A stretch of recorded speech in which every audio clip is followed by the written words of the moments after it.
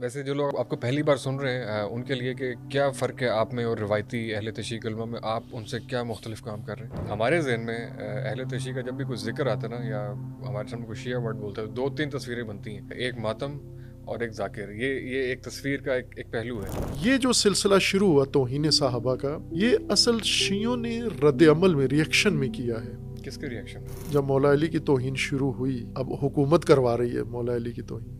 انا وجدنا آباءنا علیہ، ہم نے اپنے آبا کو ایسے کرتے ہوئے دیکھا ہے، اکابر کو، اکابرین کو دیکھا ہے، بزرگان کو دیکھا ہے. تو قرآن کا یہ فرمان ہے کہ اگر وہ اکابرین یا اجداد جو تھے آپ کے، وہ اگر نہیں درست کام کر رہے تھے تو آپ کو وہ غلطی جاری تو نہیں رکھنی، آپ کے پاس تو جواز نہیں ہے، چونکہ وہ کر رہے تھے ہم بھی وہی کام کریں. تو آپ نے سنا ہوگا پاکستان کے نامور مفتی یزید کا دفاع کرتے ہیں، یزید کی فضائل بیان کرتے ہیں. تو یہ بغض ہے، یہ اہل البیت کا بغض ہے. تو اگر میں یہ کہوں کہ اہل سنت کی کتابوں میں اہل البیت کے فضائل زیادہ ہیں تو یہ مبالغہ نہیں ہے. اچھا، کہ ہماری اس گفتگو سے انسپائر ہو کے کوئی شخص اگر جنگ جمل پڑھنے کے لیے چلا جائے یا بہت ساری چیزیں، بس میں جاننا ہی چاہ رہا ہوں کہ جو تمام تر تاریخ ہے یا بہت ساری وہ چیزیں ہیں جس کا آج کی انسانیت سے شاید کوئی تعلق نہیں ہے براہ راست، تو کیا وہ بھی جنت میں جا سکتا ہے؟ کیا یہ مطلوب ہے کہ ہم جو ہے وہ وہی سے چیزیں شروع کریں، وہی سارا کچھ پڑھیں اور وہی سب کچھ کریں، یا آج کی جو انسانیت کے آج کے جو مسائل ہیں ان کے اوپر زیادہ توجہ دی جائے؟ مولا علی جہاں چپ رہے ہیں وہاں چپ ہو جاؤ. جس کا مولا علی نے احترام کیا آپ احترام کرو، جس کا مولا علی نے توہین کیا آپ توہین کرو. تو سر زیادہ بہتر نہیں کہ حضور نبی کریم کو ہی فالو کر لیں، ان کو جس سے محبت کی، جس سے نفرت کی، جو طریقے انہوں نے سکھائے ان کو فالو کر لیں ڈائریکٹلی. یہ مدرسوں میں، مسجدوں میں، ممبروں پہ بیٹھ کے دین ڈسکس کریں، نکاح پڑھائیں. ایوانوں میں ان کا کوئی تعلق نہیں. وہ حکمرانوں کو سونپ دیں، وہ سلسلہ حکومتوں کا، بادشاہوں کا، ملوکیت کو دے دیا گیا. اور آج یہ شیعہ سنی کا مشترکہ مسئلہ ہے اور یہ صدیوں سے رہا. اس لیے سیاسی اسلام جو روح، تینوں نے یہی بیان کیا کہ روح اصل اسلام کی یہ ہے، جس اسلام کے اندر نظام ہے، سسٹم ہے.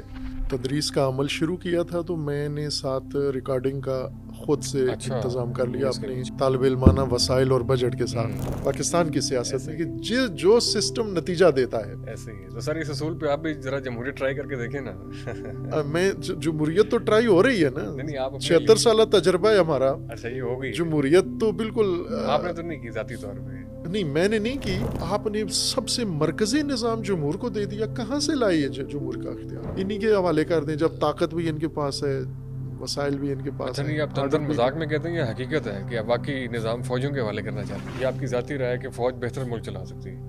وہ ان سے بہتر چلا سکتی ہے. ہر حکومت کے درمیان ایک مضبوط اپوزیشن رہی ہے. عمران خان کے لیے اپوزیشن بالکل پنچر کر دی تھی ہماری اسٹیبلشمنٹ نے. جی، تو اصل مجرم جماعت اسلامی یا عمران خان یا نواز شریف کے بجائے وہ ہیں جو نکالتے ہیں، میرے خیال ان کو. نہیں، نکالنے والے ٹھیک ہیں، وہ ٹھیک ہیں، یہ غلط ہے. یہ جو بار بار آتے ہیں اقتدار میں بیٹھتے ہیں، ذلیل ہو کے پھر چلے جاتے ہیں، پھر دوبارہ لائن میں کھڑے ہو جاتے ہیں. السلام علیکم، welcome back to our podcast. اور آج ایک بار پھر آپ ہمیں اپنے اسٹوڈیو سے باہر دیکھ رہے ہیں، اور پوڈ کاسٹ کی بہت ہی خصوصی ایپیسوڈ ہے جس کے لیے ہم اسٹوڈیو سے باہر نکلے ہیں. تھم نے آپ نے دیکھ لیا، علامہ جواد نقوی صاحب کے پاس ہم موجود ہیں. بڑے اعزاز کی بات ہے، اور بہت عرصے سے ہم سن رہے تھے، اور چند ایک معتدل اور ایک سلجھی ہوئی اور ایک عقل کو اپیل کرنے والی آوازیں ماشاء اللہ ان میں سے ایک ہیں. لیکن یہ اتفاق کی بات ہے کہ میں پہلی بار زندگی میں ایسا ہو رہا ہے کسی اہل تشیع طبقے سے یا مسلک سے تعلق رکھنے والے کسی فرد کے سامنے اتنی دیر تک ہم بیٹھے. کل بھی ان سے نشست ہوئی، آج پھر موقع مل رہا ہے ان سے گفتگو کرنے کا. Sir welcome on the podcast. شکریہ آپ کو. جامع عروۃ الوثقیٰ میں تشریف فرمائی پر خوش آمدید کہتے ہیں. جزاک اللہ. بھی آپ کے ساتھیوں نے جو آپ کا یہ اسٹوڈیو بھی وزٹ کروایا، اور یہاں پہ آ کے ایک بڑی خوشگوار حیرانگی بھی ہوئی اور بڑا میرا ایکسپیرینس بھی ہوا، آبزرویشن ہے، میں آپ سے بھی شیئر کر رہا ہوں. اور علامہ صاحب پہلا سوال وہیں سے شروع کرتے ہیں کہ جو آپ کا ہال ہے، پورا جو اسٹوڈیو ہے، ایک بہت ہی ایک وسیع قسم کا ہال ہے پورا. ایک اس طرح کے 3 ہال جو اسٹوڈیو جو ہیں پیچھے موجود ہیں، اور یہ میں نے اس سے بڑے میسو اسٹوڈیو آج تک کبھی کسی بہت سے مراکز پہ جانا ہوا ہے، ہیڈ کوارٹر پہ جانا ہوا ہے، اس طرح کا وسیع انتظام نہیں میں نے دیکھا. تو خاص کوئی آپ کی دلچسپی ہے اس کے والے، اس کے پیچھے کیا تھاٹ ہے؟ جس حال میں آپ بیٹھے ہوئے ہیں یہ ہمارا افق المبین اسٹوڈیو ہے. ہمارا اپنا ٹی وی چینل ہے، سیٹلائٹ ٹی وی چینل ہے. اچھا، تعلیمی ہے، تعلیمی نوعیت کا، انٹرٹینمنٹ یا نیوز چینل نہیں ہے. اگرچہ اس کی جو پروڈکشن ہے وہ ذرا محدود ہے، ہم جس طرح سوچا تھا اس طرح نہیں ہو رہی، لیکن ارادہ ہے اللہ توفیق دے تو انشاءاللہ اس مقصد نہیں. تک جس طرح کا وسیع انفراسٹرکچر اور چیزیں، اس سے تو لگتا ہے کہ بہت بڑا کوئی چینل ہے انٹرنیشنل. شروع سے ہی ہمارا یہ تھا کہ جب سے ہم نے یہ جامعہ کا آغاز کیا تعلیمی میدان میں، تو ضرورت سمجھی ہے کہ موجودہ دور کے تقاضوں کے مطابق سارا تعلیمی انفراسٹرکچر ہم قائم کریں، اور اسی کا یہ ایک حصہ ہے تعلیمی ٹی وی چینل اور اسٹوڈیو بھی. اور اس میں ہم نے پہلے ماہرین سے رائے لی ہے، لیکن انہوں نے کاسٹ اتنی ہائی بتائی تھی جو ہمارے لیے نہیں تھی، اچھا، قابل برداشت نہیں تھی. تو میں مثلاً آپ جس حال میں بیٹھے ہوئے ہیں اس کی ساؤنڈ پروفنگ کے لیے جو آپ نے سائڈوں پہ دیکھا جی ہے، جی جی بالکل سب اندازہ. اس کے لیے ہم نے آج سے شاید کئی سال پہلے 8-9 سال پہلے کی بات ہوگی، کمپنی بلائی اور ان سے ہم نے ایک حال کے لیے تو انہوں نے 35 لاکھ روپیہ ہمیں صرف اس کو ساؤنڈ پروفنگ کا کہا. تو ہم نے 2.5 لاکھ میں خود کر لیا اس کام کو سارے کو، اور اسی طرح باقی سارا کام بھی خود کیا ہے. یعنی نمونے دیکھ کے، البتہ ظاہر ہے جو بنے ہوئے اچھے اسٹینڈرڈز کے تھے ان کو دیکھ کر ہم نے، تو اللہ نے تو مدد اس سارے جو کام ہے سر، یہ مادہ قطع کلامی کی آپ کی ذاتی دلچسپی بھی، جو آپ نے ورڈ بولا ہے ساؤنڈ پروفنگ بڑی آسانی کے ساتھ، آپ کی ایج کے مادہ کے ساتھ بہت سے لوگ جو ہیں یہ ورڈ بھی نہیں جانتے ہیں، اور ابھی آپ نے کیمرے شیمرے بھی سیٹ کروائے ساری چیزیں، تو آپ کی ذاتی دلچسپی اور رجحان اور ذوق بھی ہے اس حوالے سے ہے. اس میں اللہ کا ایک عطیہ ہے، توفیق ہے. طالب علمی کے زمانے سے ہی میں نے جب تدریس کا عمل شروع کیا تھا تو میں نے ساتھ ریکارڈنگ کا خود سے انتظام کر لیا اپنے طالب علمانہ وسائل اور بجٹ کے ساتھ. تو اس میں کیمرہ میں خود لے کر آیا، کمپیوٹر ایک لے کر آیا، اور اس میں ہمارے پاس کوئی آپریٹر نہیں تھا، نہ کیمرے کا نہ کمپیوٹر کا. تو میں خود کیمرہ آن کر کے، کلاس بھی ہوتی تھی، بچے ہوتے تھے اسٹوڈنٹ، اور میں خود ہی اسٹیج کے آگے بیٹھ کے اس کو لیکچر بھی دیتا تھا اور کیمرہ بھی خود ہی آپریٹ کر رہا ہوتا. یہ سلسلہ وہاں سے شروع ہوا. پھر جتنی تدریس کی میں نے وہ ساری میں نے خود ریکارڈ بھی کی. میرے ذہن میں یہی تھا کہ ہمیں اللہ نے توفیق دی تو ہم ایک ورچوئل یونیورسٹی اسلامی قائم کریں گے. تو اس کے لیے ہم نے وہ مواد تیار کرنا شروع کیا. لوگ ریکارڈنگ مانگتے تھے لیکن دیتے نہیں تھے ہم ان کو کہ یہ آپ کے لیے نہیں ہے. وہ پوچھتے تھے کس کام کے لیے، میں نے کہا یہ وقت آئے گا تو آپ کو پتہ چل جائے گا. تو مقصود یہ تھا کہ ہم ایک آن لائن یونیورسٹی قائم کریں، جو بعد میں اللہ نے توفیق دی اور ہو گئی ہے. ابھی ہمارا ایک آن لائن ورچوئل مدرسہ ہے، یونیورسٹی ہے، الدین القیم کے نام سے، جو کئی سالوں سے کام کر رہی ہے اور مختلف سیمسٹرز پڑھا چکے ہیں. تو یہ اس کے لیے ہم نے تیاری شروع کی تھی. پھر بعد میں جو مدرسہ جامع عروۃ الوثقیٰ اور اس کے ساتھ خواتین کا مدرسہ ام الکتاب بنا، تو یہاں پر بھی ہمیں ضرورت پڑی کہ ہم ریکارڈنگ دروس کی، چونکہ ٹیچرز کم تھے ہمارے پاس، کلاسز زیادہ تھیں، تو ہم پھر بعض دروس کو ریکارڈ کر کے کلاسوں کے اندر ان کو یا لائیو چلاتے ہیں یا ان کی ریکارڈنگ چلاتے ہیں.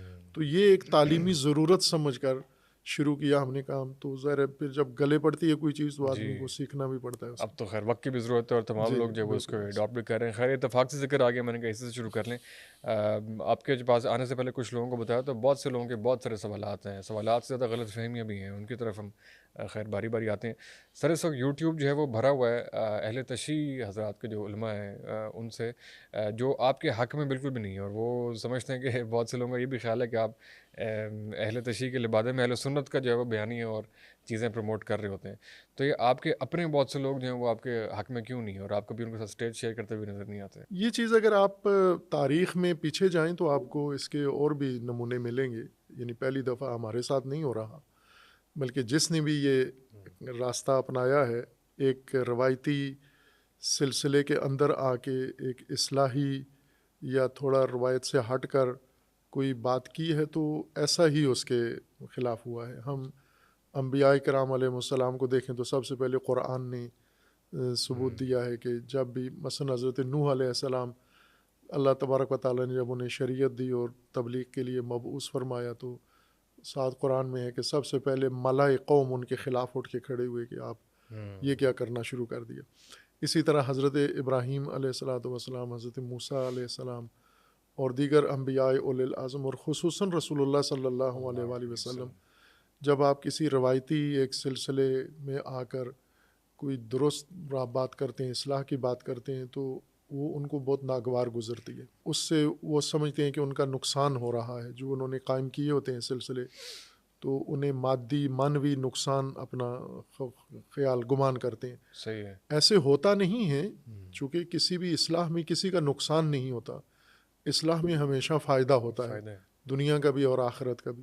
لیکن جن لوگوں نے اپنے کوئی کاروباری مقاصد یا مادی مقاصد روایتی سلسلے کے اندر رکھے ہوتے ہیں، تو انہیں یہ لگتا ہے کہ گویا یہ ان کا کاروبار خراب ہو رہا ہے یا ان کا فائدہ کم ہو رہا ہے، تو اس وجہ سے وہ شدت اختیار کرتے ہیں. اور یہ ہم پاکستان کے اندر بھی دیکھیں ایسا ہوا ہے.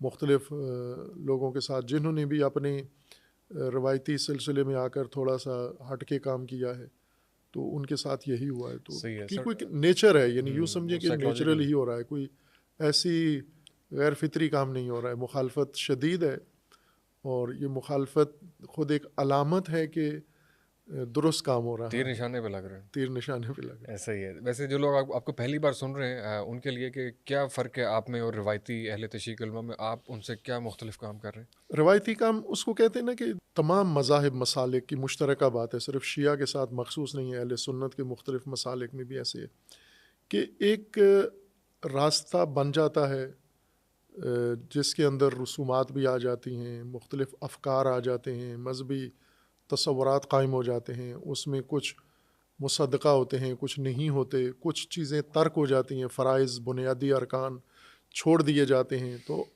زیادہ تر عوام پسند مسائل رواج پیدا کر لیتے جو عوام کو اچھے لگتے ہیں. صحیح پاپولر. اب وہ جو عوام پسند چیزیں ہیں وہ ضروری نہیں کہ ساری درست بھی ہوں، بالکل. وہ ممکن ہے بہت ساری ایسی ہوں جو آپ کے دین مسلک شریعت کے ساتھ ایسے ہی نہ ہو، تناسب نہ رکھتی ہوں. تو اس طرح ایک روایتی رسم و رواج اور افکار اور رجحانات سے ایک سلسلہ قائم ہو جاتا ہے، اور جب آپ آ کر اس کو مستند دین کے ساتھ، یعنی قرآن کی بنیاد پر، سنت کی بنیاد پر، عقل کی بنیاد پر اور علم کی بنیاد پر، خصوصاً علم کی بنیاد پر جب آپ کسی چیز کو دلیل کے ساتھ جائزہ لیتے ہیں تو وہ بہت ساری چیزیں اس میں نہیں ثابت ہوتی. تو ظاہر ہے کہ اب جو روایتی طریقہ ہے اس کا مطلب یہ ہوتا ہے کہ جو عوام چاہتے ہیں، پسند کرتے ہیں، جو رواج پا چکی ہے جو چیز، بے شک ایک غلطی یا غلط فہمی ہی کیوں نہ ہو، جی تو آپ اسی کو تائید کریں، فالو کریں گے. وہ ایک فرقہ یا ایک مسلک بن جاتا ہے کہ اب آپ کا فریضہ یہ ہے کہ آپ اسی کی تائید کریں اور اسی کو لے کے آگے چلیں. لیکن ظاہر ہے کہ یہ کسی معیار سے یہ ٹھیک کام نہیں ہے کہ اگر ایک چیز غلطی رائج ہو گئی ہے، عوام نے اس کو قبول کر لیا ہے اور وہ قرآن کے مطابق نہیں ہے، سنت کے مطابق نہیں ہے، عقل کے مطابق نہیں ہے، علم کے مطابق نہیں ہے، تو آپ اس کو نظر ثانی کریں، آپ اس کے اوپر غور کریں، فکر کریں اور اس کی اصلاح کریں، جس کی طرف ہمیں قرآن بار بار دعوت دیتا ہے کہ اگر آباء و اجداد کے طریقے آپ کے ٹھیک نہیں ہیں تو آپ انہیں چھوڑ دیں. آپ پابند کیوں کرتے ہیں کہ آباء و اجداد نے کسی بھی وجہ سے یہ کام شروع کیا تھا؟ جیسے قرآن کریم میں جگہ جگہ لوگوں کا جواب ہے کہ جب انبیاء کی دعوت انہیں دی جاتی ہے تو وہ جواباً کہتے ہیں انا وجدنا آباءنا علیہ، ہم نے اپنے آباء کو ایسے کرتے ہوئے دیکھا ہے، اکابرین کو دیکھا ہے، بزرگان کو دیکھا ہے.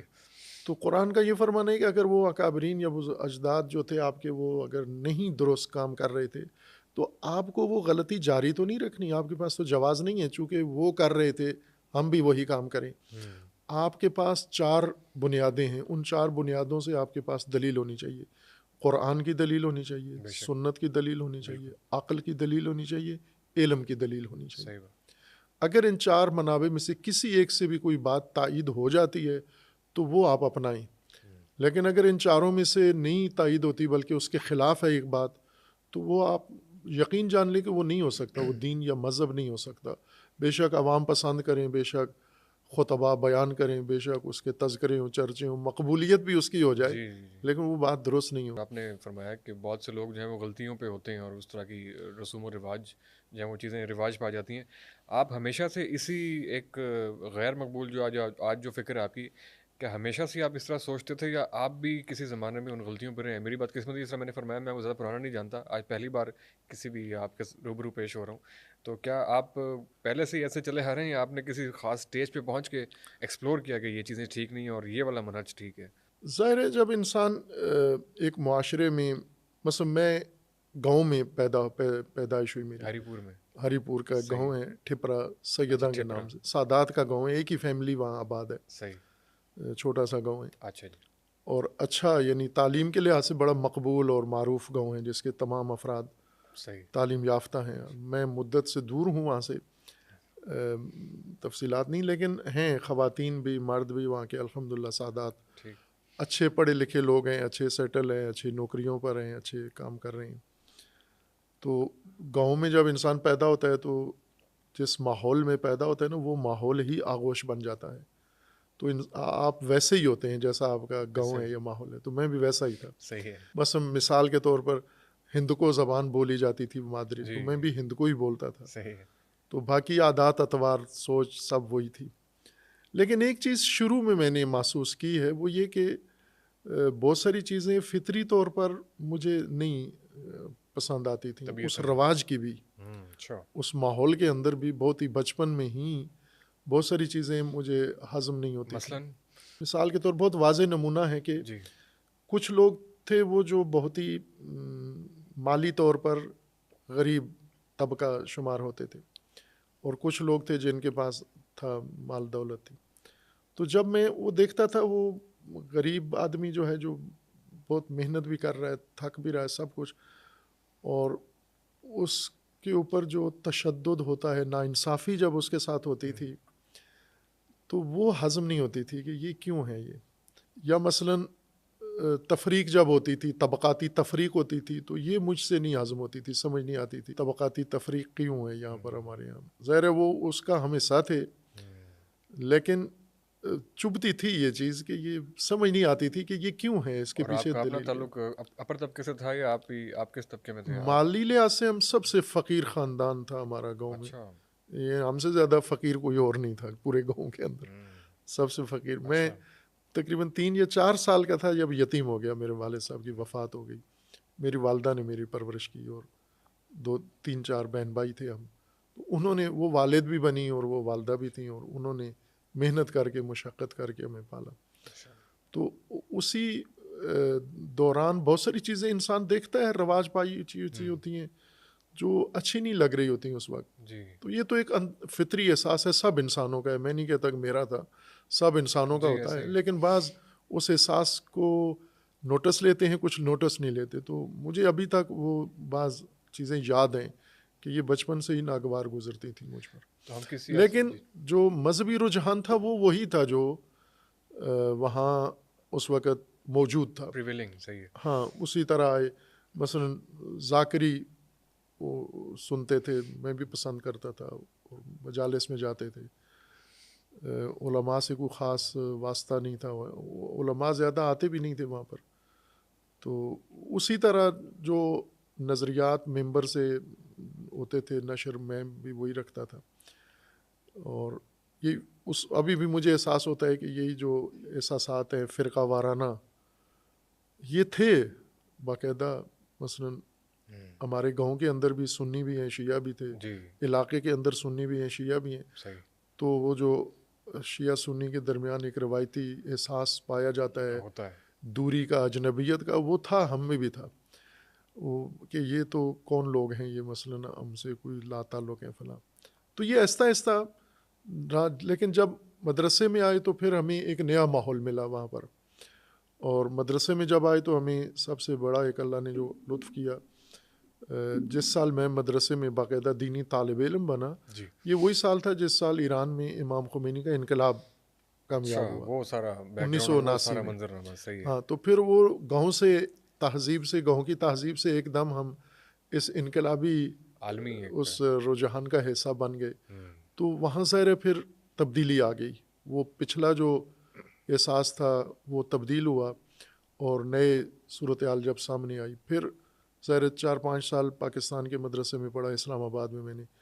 تو جیسا ماحول تھا, جیسے اساتید تھے وہی تھا, میں بھی ویسا ہی تھا. پھر وہاں سے اعلیٰ تعلیم کے لیے ایران گیا. تو ایران میں ایک انقلابی ماحول تھا, مدرسہ تھا قم مقدسہ میں, اور وہاں اساتید بھی اللہ تعالیٰ نے لطف کرم کیا کہ بہترین اساتید ہمیں میسر آئے.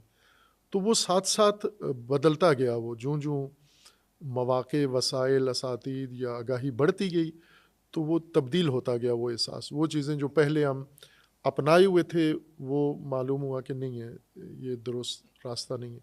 پھر ظاہر ہے جب انسان ایک طالب علم میں پڑھتا جاتا ہے, تعلیمی رتبہ اس کا بڑھتا جاتا ہے, مزید کتابوں سے آشنا ہوتا ہے, قرآن, تفسیر, حدیث اور باقی علوم آہستہ آہستہ جب پڑھتا ہے تو اور ذہن کھلتا ہے اس کا. تو اللہ تبارک و تعالیٰ نے توفیق دی. وہ یہ کہ شروع سے ہی رجحان طالب علمی کے زمانے سے ہی فلسفہ کی طرف تھا. جب فلسفہ میں نے نہیں پڑھا تھا تو بھی رجحان یہی تھا, مجھے فلسفی باتیں زیادہ اچھی لگتی تھیں. پتہ نہیں تھا کہ فلسفہ ہوتا کیا ہے، لیکن مجھے اچھی لگتی تھی. مثلا فلاسفہ کی باتیں دوسرے علماء کی نسبت میں زیادہ ان کو محسوس کرتا تھا کہ زیادہ وزنی مدلل باتیں ہوتی ہیں. تو پھر باقاعدہ طور پر اللہ نے توفیق دی، فلسفہ پڑھا.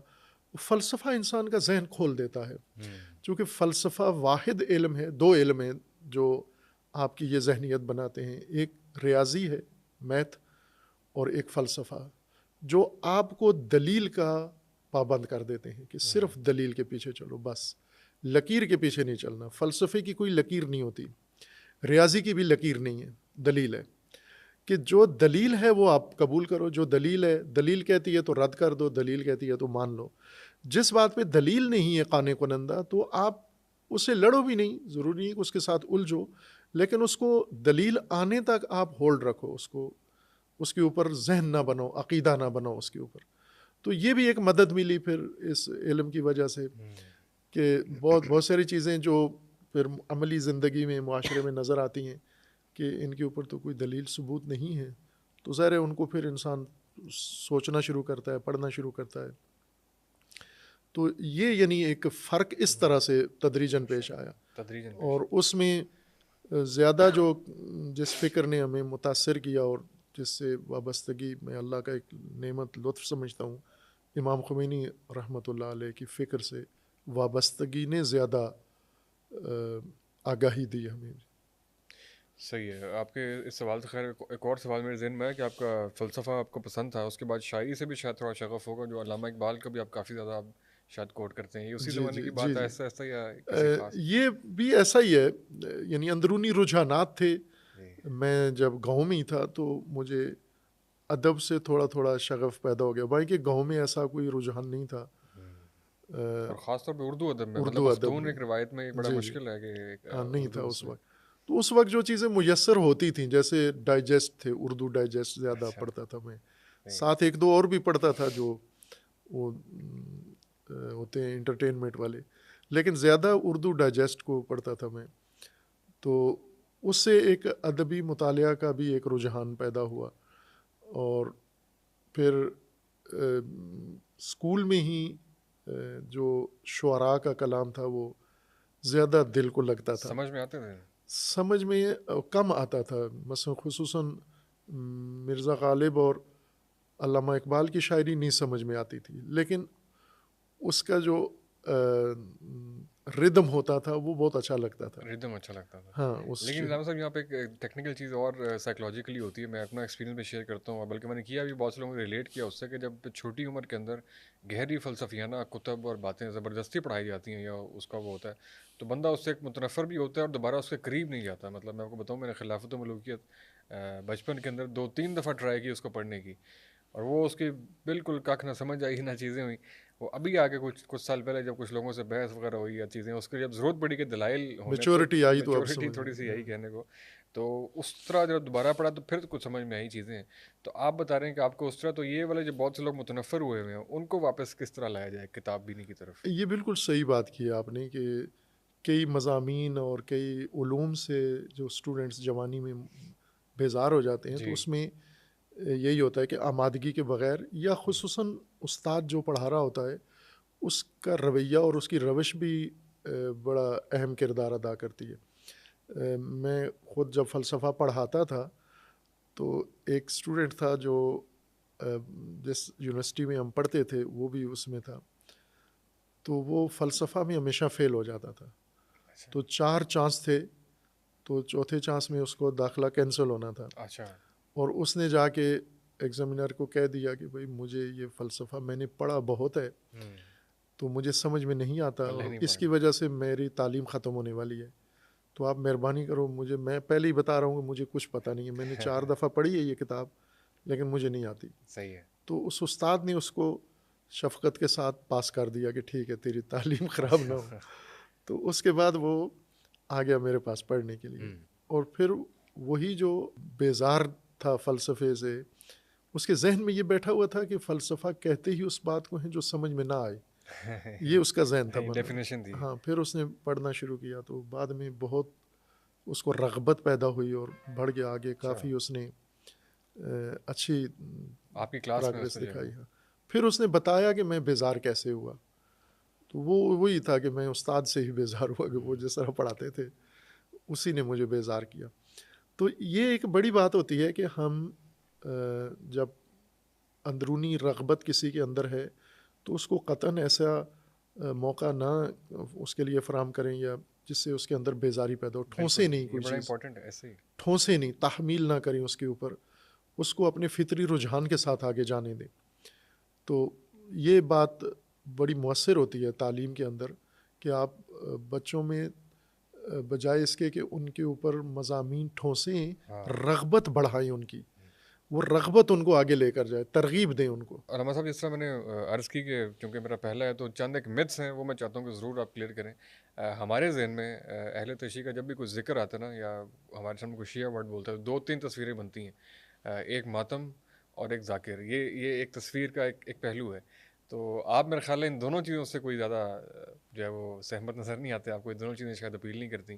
تو آپ ان دونوں چیزوں کو کیسے دیکھتے ہیں؟ کیا آپ کے یہاں ماتم کوئی عبادت کا درجہ رکھتا ہے یا کوئی ریچول ہے یا اس کا کیا فضائل ہیں؟ صحیح. بیسیکلی ماتم یا مجلس، ذاکر تو مجلس پڑھنے والا ایک اسپیکر کے طور پر ہوتا ہے. ماتم اور مجلس یہ عزاداری کا حصہ ہیں، 2 عزاداری کے طریقے ہیں، روشیں ہیں. ٹھیک. بیسیکلی تشیع کے اندر جو چیز بنیادی حیثیت رکھتی ہے وہ عزاداری سید الشہداء علیہ السلام ہے، ان کے سوگ یا عزا برپا کرنا، جس کا باقاعدہ ائمہ تشیع نے عمل بھی کیا ہے، حکم بھی دیا ہے اور اس کا طریقہ بھی بتایا ہے. اور اس کا ایک بڑا گہرا فلسفہ ہے اس کے پیچھے. جیسے میں نے کہا نا، میں امام خمینی کی فکر نے بہت متاثر کیا، تو امام خمینی اس چیز کو بھی بڑی اہمیت دیتے ہیں کہ یہ بہت اہم موضوع ہے عزاداری سید الشہداء والا. مختصراً وہ بھی آپ بتا دیں کیا میں اسی کا اشارہ کرتا ہوں. اس وقت جو آپ رائج ہے پاکستان کے اندر جسے آپ مشاہدہ کرتے ہیں، یہ ایک تشیع کا چہرہ بن چکا ہے. جی. اور یہ جو چہرہ ہمارے پاس مجالس کا یا ذاکری کا یا ماتمداری کا ہے، یہ رسوماتی غلبہ ہے، اس کے اندر رسومات کا غلبہ ہے سارا. یعنی اصل جو بنیاد ہے وہ تو عزاداری تھی، سوگواری کرنا، عزاداری سید الشہداء علیہ السلام کی.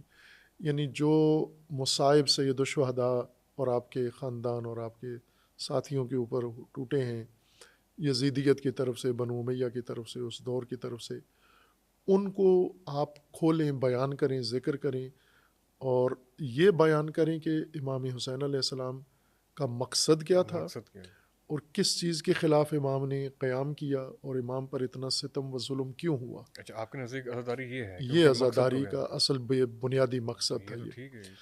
اور یہ بڑی اساسی چیز ہے. میں آپ کو مرحوم ڈاکٹر اسرار احمد صاحب کا، بڑی معروف شخصیت ہے پاکستان کی اور ہمارے محترم، جی اب تو وہ مسلک بھی دیوبند ہے ان کا ایک کلپ میں نے یوٹیوب پہ سنا، آپ نے بھی سنا ہوگا.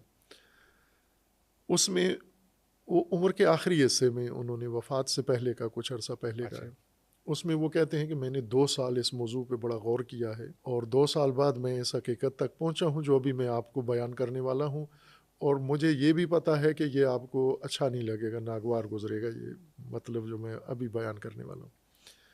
وہ انہوں نے یہ کہا کہ میں نے بہت غور کیا کہ صدیوں سے اہل سنت اسلامی نظام کے قیام کے لیے کوششیں کر رہے ہیں لیکن کہیں بھی کامیابی نہیں ہوئی ان کو. نہ مصر میں ہوئی، نہ ترکیہ میں ہوئی، نہ عرب ممالک میں ہوئی، نہ جاوا کنٹریز میں ہوئی، نہ پاکستان میں. کہیں بھی کوششیں بھرپور ہوئی ہیں، تنظیمیں بنی ہیں، تحریکیں چلی ہیں، بہت کچھ ہوا ہے لیکن کامیابی کہیں بھی نہیں ہوئی. اس کے بجائے انہوں نے کہا کہ شیعہ نے ایک ہی دفعہ کوشش کی اور مختصر عرصے میں کامیاب ہو کے اپنے اس فقہ کے مطابق انہوں نے ایران میں اپنا نظام قائم کر لیا. تو انہوں نے کہا کہ اب یہ سوال میرے ذہن میں تھا کہ اہل سنت کیوں کامیاب نہیں ہوئے اور یہ کیوں کامیاب ہو گئے ہیں. تو انہوں نے کہا میں نے 2 سال اس موضوع پہ غور کیا ہے اور نتیجہ میں نے یہ نکالا ہے کہ شیعہ کے پاس جو ایک بہت بڑا محرک ہے اس کے پیچھے، وہ ہے امام حسین علیہ السلام. اور سنیوں نے اپنا تعلق امام حسین سے اس طرح نہیں رکھا جس طرح شیعہ نے رکھا ہے.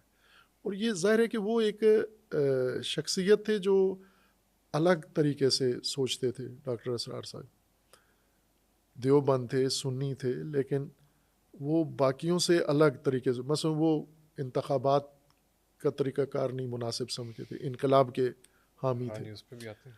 اب یہ انہوں نے کہا کہ میری 2 سالہ غور فکر کا نتیجہ ہے، اور کہا کہ مجھے پتہ ہے کہ آپ کو اچھا پسند نہیں آئے گا چونکہ جو ذہنیت بنی ہوئی ہے آپ کی.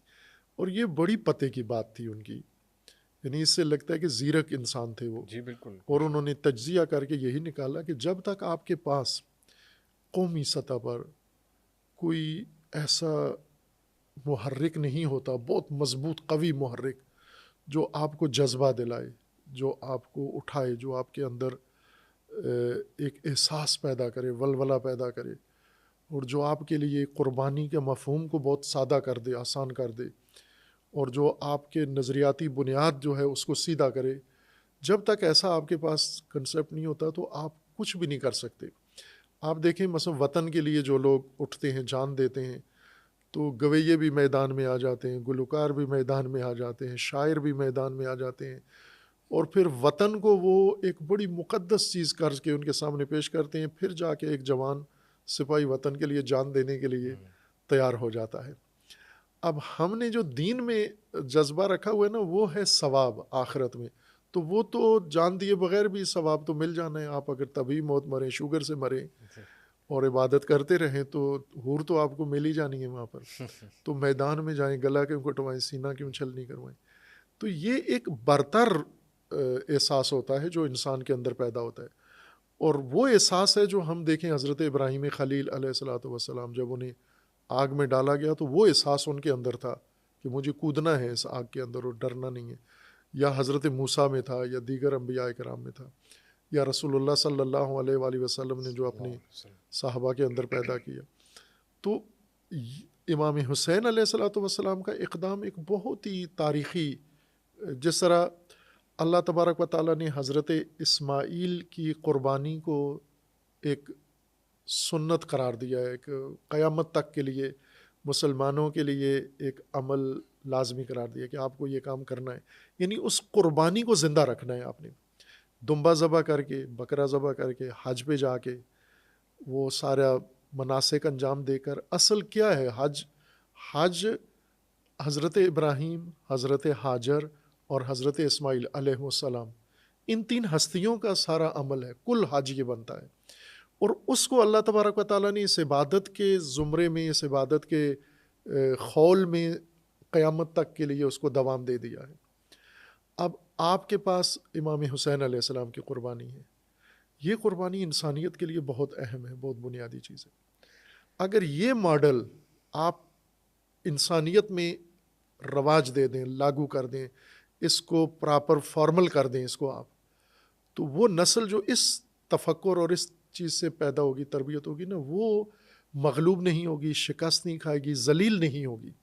امام حسین علیہ السلام کا راستہ اس طرح کا راستہ ہے کہ آپ کو جان دینی پڑتی ہے، گردن کٹانی پڑتی ہے، لیکن ذلت نہیں قبول کرنی، آپ نے جھکنا نہیں ہے. یہ اتنا بڑا معاملہ ہے کہ میں سمجھتا ہوں کہ اس سے بڑا سرمایہ ہی ہمارے پاس کوئی بھی نہیں. ائمہ اطہار علیہ السلام نے عزاداری اس مقصود کے لیے رواج دی کہ یہ ذکر زندہ رکھنا ہے، کربلا کو مرنے نہیں دینا، ختم نہیں ہونے دینا، چونکہ اس نے قومیں تیار کرنی ہے، اس نے اگلی نسلیں تیار کرنی ہے. لیکن ہوا یہ ٹریجڈی اس کے ساتھ کہ یہ کاروباری طبقے کے ہاتھ آ گیا. اس پہ تجارت شروع ہو گئی، اس پہ فیسیں اور اس پہ سارا لین دین شروع ہو گیا، جس سے یہ متاثر ہو. تو آج جو چہرہ اس کا ہمارے سامنے ہے وہ اس کا اصلی روپ نہیں ہے. امام خمینی فرماتے تھے کہ یہ انقلاب جو ہم نے کیا ہے، طاغوت کو سرنگوں کیا ہے، شہنشاہ کو ہم نے گرایا ہے، اس کی جگہ اسلامی حکومت ہم نے قائم کی ہے، تو یہ سب کس کے رہین منت ہے؟ تو امام خمینی فرماتے تھے امام حسین علیہ السلام. یہ امام حسین کا راستہ ہے. تو جو آپ فرما رہی ہیں تو بڑا مطلوب ہے، بڑا آفاقی قسم کا پیغام ہے. تو وہ جو زنجیر زنی اور خون نکالنا اور ماتم وغیرہ، یہ اب وہ رسوماتی میدان کھل جاتا ہے نا اس سے آگے، چونکہ اس کے اندر ایک احساساتی پہلو بھی ہے، اس کے اندر ایک ایموشنل پہلو بھی ہے. تو اب اس چیز کو زیادہ، ظاہر لوگ محبت تو کرتے ہیں امام حسین علیہ السلام سے، ہر انسان محبت کرتا ہے. آپ سوائے ناسبیوں کے ان کے دل میں نہیں ہے، لیکن باقیوں کا آپ دیکھیں، ہندو ہے، سکھ ہے، کوئی بھی جس کو تھوڑا سا مطالعہ ہے یا امام حسین علیہ السلام کی شخصیت سے آشنائی ہے، اس کے دل میں شدید احترام ہے امام حسین کوئی علیہ شک السلام نہیں، ایسے ہی ایسے ہی. تو مطلب جو لوگ زنجیر زندگی یا ماتم بھی کر رہے ہیں وہ بھی کچھ غلط نہیں کر رہے ہیں، محبت میں کر رہے ہیں، نیکی سے کر رہے ہیں، وہ بھی جاری رکھیں. آپ ہاں، یہ ان کے احساس کو اس طرف ڈال دیا گیا ہے. مثلا ان کا احساس اس طرح سے ہے کہ آپ اپنی محبت کا اظہار اس طرح سے کریں، لیکن اگر انہیں یہ راستہ بتائے کہ یہ ایک طریقہ ہے محبت کے اظہار کا، ایک طریقہ یہ ہے کہ آپ مقصد امام حسین علیہ السلام کی خاطر یہ سب کچھ کریں. آپ ہر زمانے کی یزیدیت کے خلاف، ہر زمانے کی طاغوتیت کے خلاف، ظلم کے خلاف، ستم کے خلاف آپ قیام کریں، جیسا کہ اس وقت آج ہو رہا ہے. ظلم و ستم کا دور ہے، بالکل مسلمان ظلم و ستم کا شکار ہیں. بے شک. تو یہاں وقت آیا تھا کربلا برپا کرنے کا یا حسینیت کے جذبے کے مظاہرے کا وقت آیا تھا، بالکل لیکن رسومات نے ہمیں دوسرے ٹریک پہ ڈال دیا ہے. ہونا تو یہ چاہیے تھا کہ جیسے حج ہے، حج میں آپ جاتے ہیں، حضرت ابراہیم کی سنت کو زندہ کرتے ہیں، تو حج اور عزاداری دونوں کے ساتھ ایک جیسی ٹریجڈی ہو گئی ہے. یعنی وہ بھی علامہ اقبال کے بقول کے رہ گئی رسم ازاں روح بلالی نہ رہی. تو یہ رسم حج ہے، رسم ازا ہے، جبکہ حج اور عزاداری دونوں رزم ہیں، رسم نہیں ہے. امام حضرت ابراہیم علیہ السلام کی ایک رزم ہے، حج ایک رزم ہے.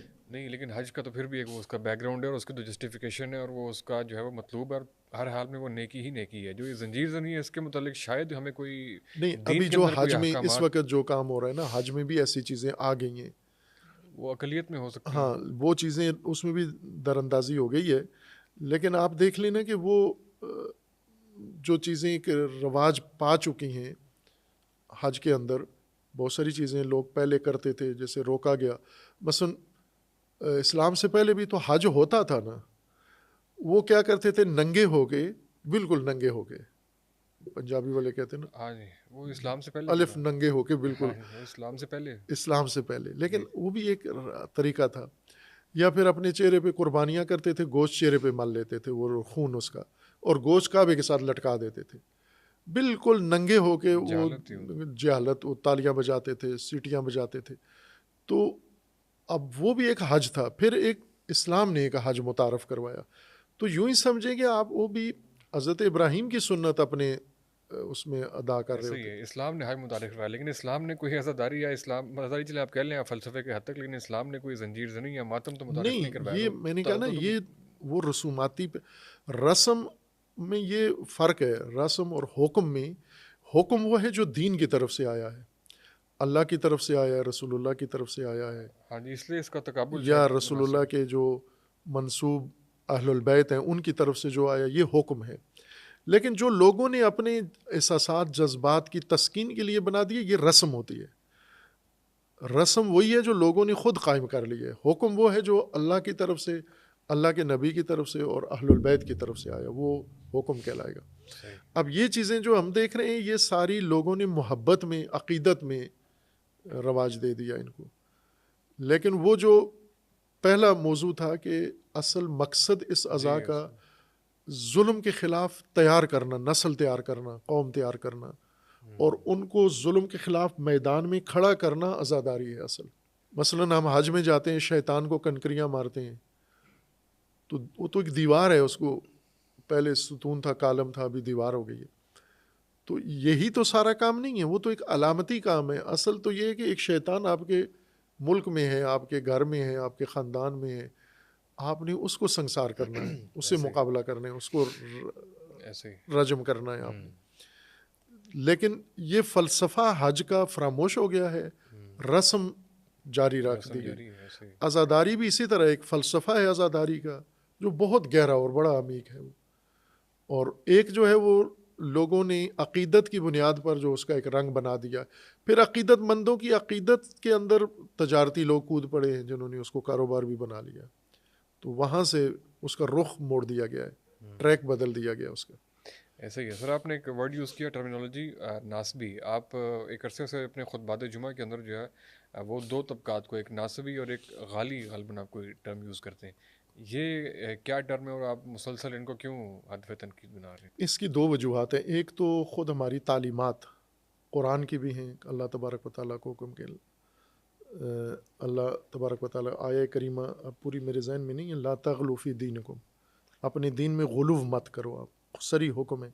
رسول اللہ صلی اللہ علیہ وآلہ وسلم کا فرمان ہے سری کہ آپ خود، حضور کو لوگ کہتے تھے کہ ہم آپ کو سجدہ کریں، تو حضور نے کہا کہ ہرگز ایسا الاؤ نہیں ہے، ایسی اجازت نہیں ہے آپ کو، میرا حکم مانو لیکن میں تمہارا معبود نہیں ہوں۔ یا قرآن نے کہا ہے کہ اے عیسیٰ مسیح، آپ نے ان لوگوں کو کہا ہے کہ یہ آپ کو اللہ مانے اور آپ کو اللہ کا بیٹا مانے، تو انہوں نے کہا نعوذ باللہ، میں نے نہیں کہا، یہ ان کی اپنی گمراہی ہے۔ تو قرآن میں بھی بقدر کافی دونوں طبقات کا ذکر ہے، ایک وہ لوگ جو انبیاء سے بغض و کینہ رکھتے تھے، اور ایک وہ جو انبیاء میں غلو کرتے تھے۔ جیسے امام جعفر صادق علیہ السلام فرماتے ہیں کہ حضرت عیسیٰ مسیح 3 طبقات میں مبتلا تھے۔ ایک غالی جو غلو کرتے تھے، جو کہتے تھے عیسیٰ اللہ کا بیٹا ہے نعوذ باللہ۔ ایک وہ تھے جو یہود، جو عیسیٰ مسیح کو مانتے ہی نہیں تھے نعوذ باللہ، تہمت لگاتے تھے، اور بہت ہی ناروا، جو زبان اجازت نہیں دیتی کہ ہم وہ الفاظ ادا کریں۔ اور تیسرے مومنین تھے، حواری، جو ان کے معتقد تھے، جو انہیں نبی مانتے تھے، اللہ کا بندہ مانتے۔ فرمایا کہ اسی طرح آج بھی اہل البیت کے بارے میں بھی اسی طرح کے 3 گروہ ہیں۔ خطبات جمعہ میں ہم نے باقاعدہ ایک شروع کی ہوئی ہے بات، امیر المومنین علیہ السلام، نہج البلاغہ میں امیر المومنین کے حکمت کی تشریحات ہیں، تو حکمت نمبر 117 ہے غالباً، جس کے اندر امیر المومنین فرماتے ہیں کہ ہلاک فیہا رجلان، میرے بارے میں، میرے متعلق 2 قسم کے افراد ہلاک ہو جائیں گے۔ ایک محب غال، غالی محبت کرنے والا افراطی، اور ایک مبغض قال، اور ایک قالی نفرت کرنے والا، مجھ سے بغض رکھنے والا قالی۔ رسول اللہ کا بھی فرمانا ہے کہ علی، کوئی منافق آپ سے محبت نہیں کرے گا، اور کبھی کوئی مومن، یہ اہل سنت کی کتابوں میں ہے، ظاہراً یہ تمام روائی مجموعہ میں اندر موجود ہے کہ کوئی منافق آپ سے محبت نہیں کرے گا اور کوئی مومن آپ سے نفرت نہیں کرے گا۔ تو یہ بات تو ائمہ کے دور سے ہی شروع ہو گئی تھی، یہ دونوں کیفیات۔ جیسے خوارج تھے تو وہ شدید بغض ان کے اندر پیدا ہو گیا، یا اس وقت بنو امیہ تھے، انہوں نے امیر المومنین کے متعلق شدید بغض پیدا کیا، لان تان کرتے تھے، سب کچھ کرتے تھے۔ یہ اس دور سے شروع ہو گیا تھا، دونوں طبقات پیدا ہو گئے تھے، جو غلو کرتے تھے، محبت افراطی، اور محبت کی آڑ میں مولا علی علیہ السلام کو اللہ کا درجہ دے دیتے تھے، دیگر اہل البیت کو۔ اور انہیں اہل البیت نے فرمایا ہے کہ یہ سب سے بڑے دشمن ہیں، یہ مسلمان نہیں ہیں، یہ مشرک ہیں، ان کے ساتھ لین دین نہ کرو، ان کے ساتھ کوئی تعلق، رشتہ لینا دینا، کھانا پینا کچھ بھی نہ کرو، چونکہ اسلام سے ان کا کوئی تعلق نہیں ہے۔ اور ایک وہ جو اہل البیت کے ساتھ بغض رکھتے ہیں، شدید بغض رکھتے ہیں، وہ بغض اہل البیت کا 2 طرح سے ظاہر ہوتا ہے۔ ایک تو جیسا پہلے کھل مکھلا ممبروں پہ برا بھلا کہتے تھے امیر المومنین کو، شام سے یہ سلسلہ شروع ہوا جو 1 صدی تک جاری رہا، امیر المومنین پر لعن طعن کا سلسلہ، جو عمر ابن عبدالعزیز جب خلیفہ اموی آئے تو انہوں نے آ کے روکا، قدغن لگائی کہ یہ جائز نہیں ہے۔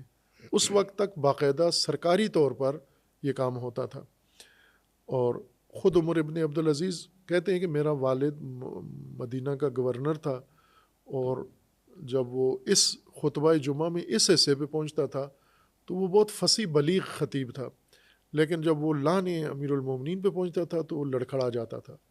تو میں نے والد سے پوچھا کہ کیوں آپ اس طرح وہاں آ کے رک کیوں جاتے ہو؟ تو کہا اس لیے کہ میں نے رسول اللہ صلی اللہ علیہ وآلہ وسلم کی حدیث معتبر ذریعے سے سنی ہوئی ہے کہ 3 فضیلتیں رسول اللہ نے علی علیہ السلام کے لیے بیان کی ہیں، تو جس انسان کے بارے میں رسول اللہ کے یہ 3 قول ہوں اسے لعن کرنا زبان اجازت نہیں دیتی، لیکن میں چونکہ ایک سسٹم کے اندر ہوں، وہ سسٹم مجھے کہتا ہے کہ یہ کام کرو، لہٰذا مجھے کرنا پڑتا ہے۔ تو ایک یہ وجہ ہے۔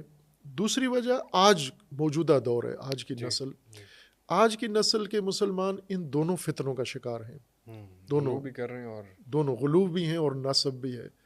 یعنی اس وقت بغض اہل البیت کا شدید طریقے سے ظاہر ہوتا ہے، اور وہ بغض اس طرح نہیں ہے کہ لعن طعن کرے مثلا سوشل میڈیا پہ یا کہیں بھی، بلکہ اس لعن یا اس بغض کا اظہار کرتے ہیں اہل البیت کے دشمنوں کی تعریفیں کر کے ان کے فضائل. جیسے آپ نے سنا ہوگا پاکستان کے نامور مفتی یزید کا دفاع کرتے ہیں، یزید کی فضائل بیان کرتے ہیں.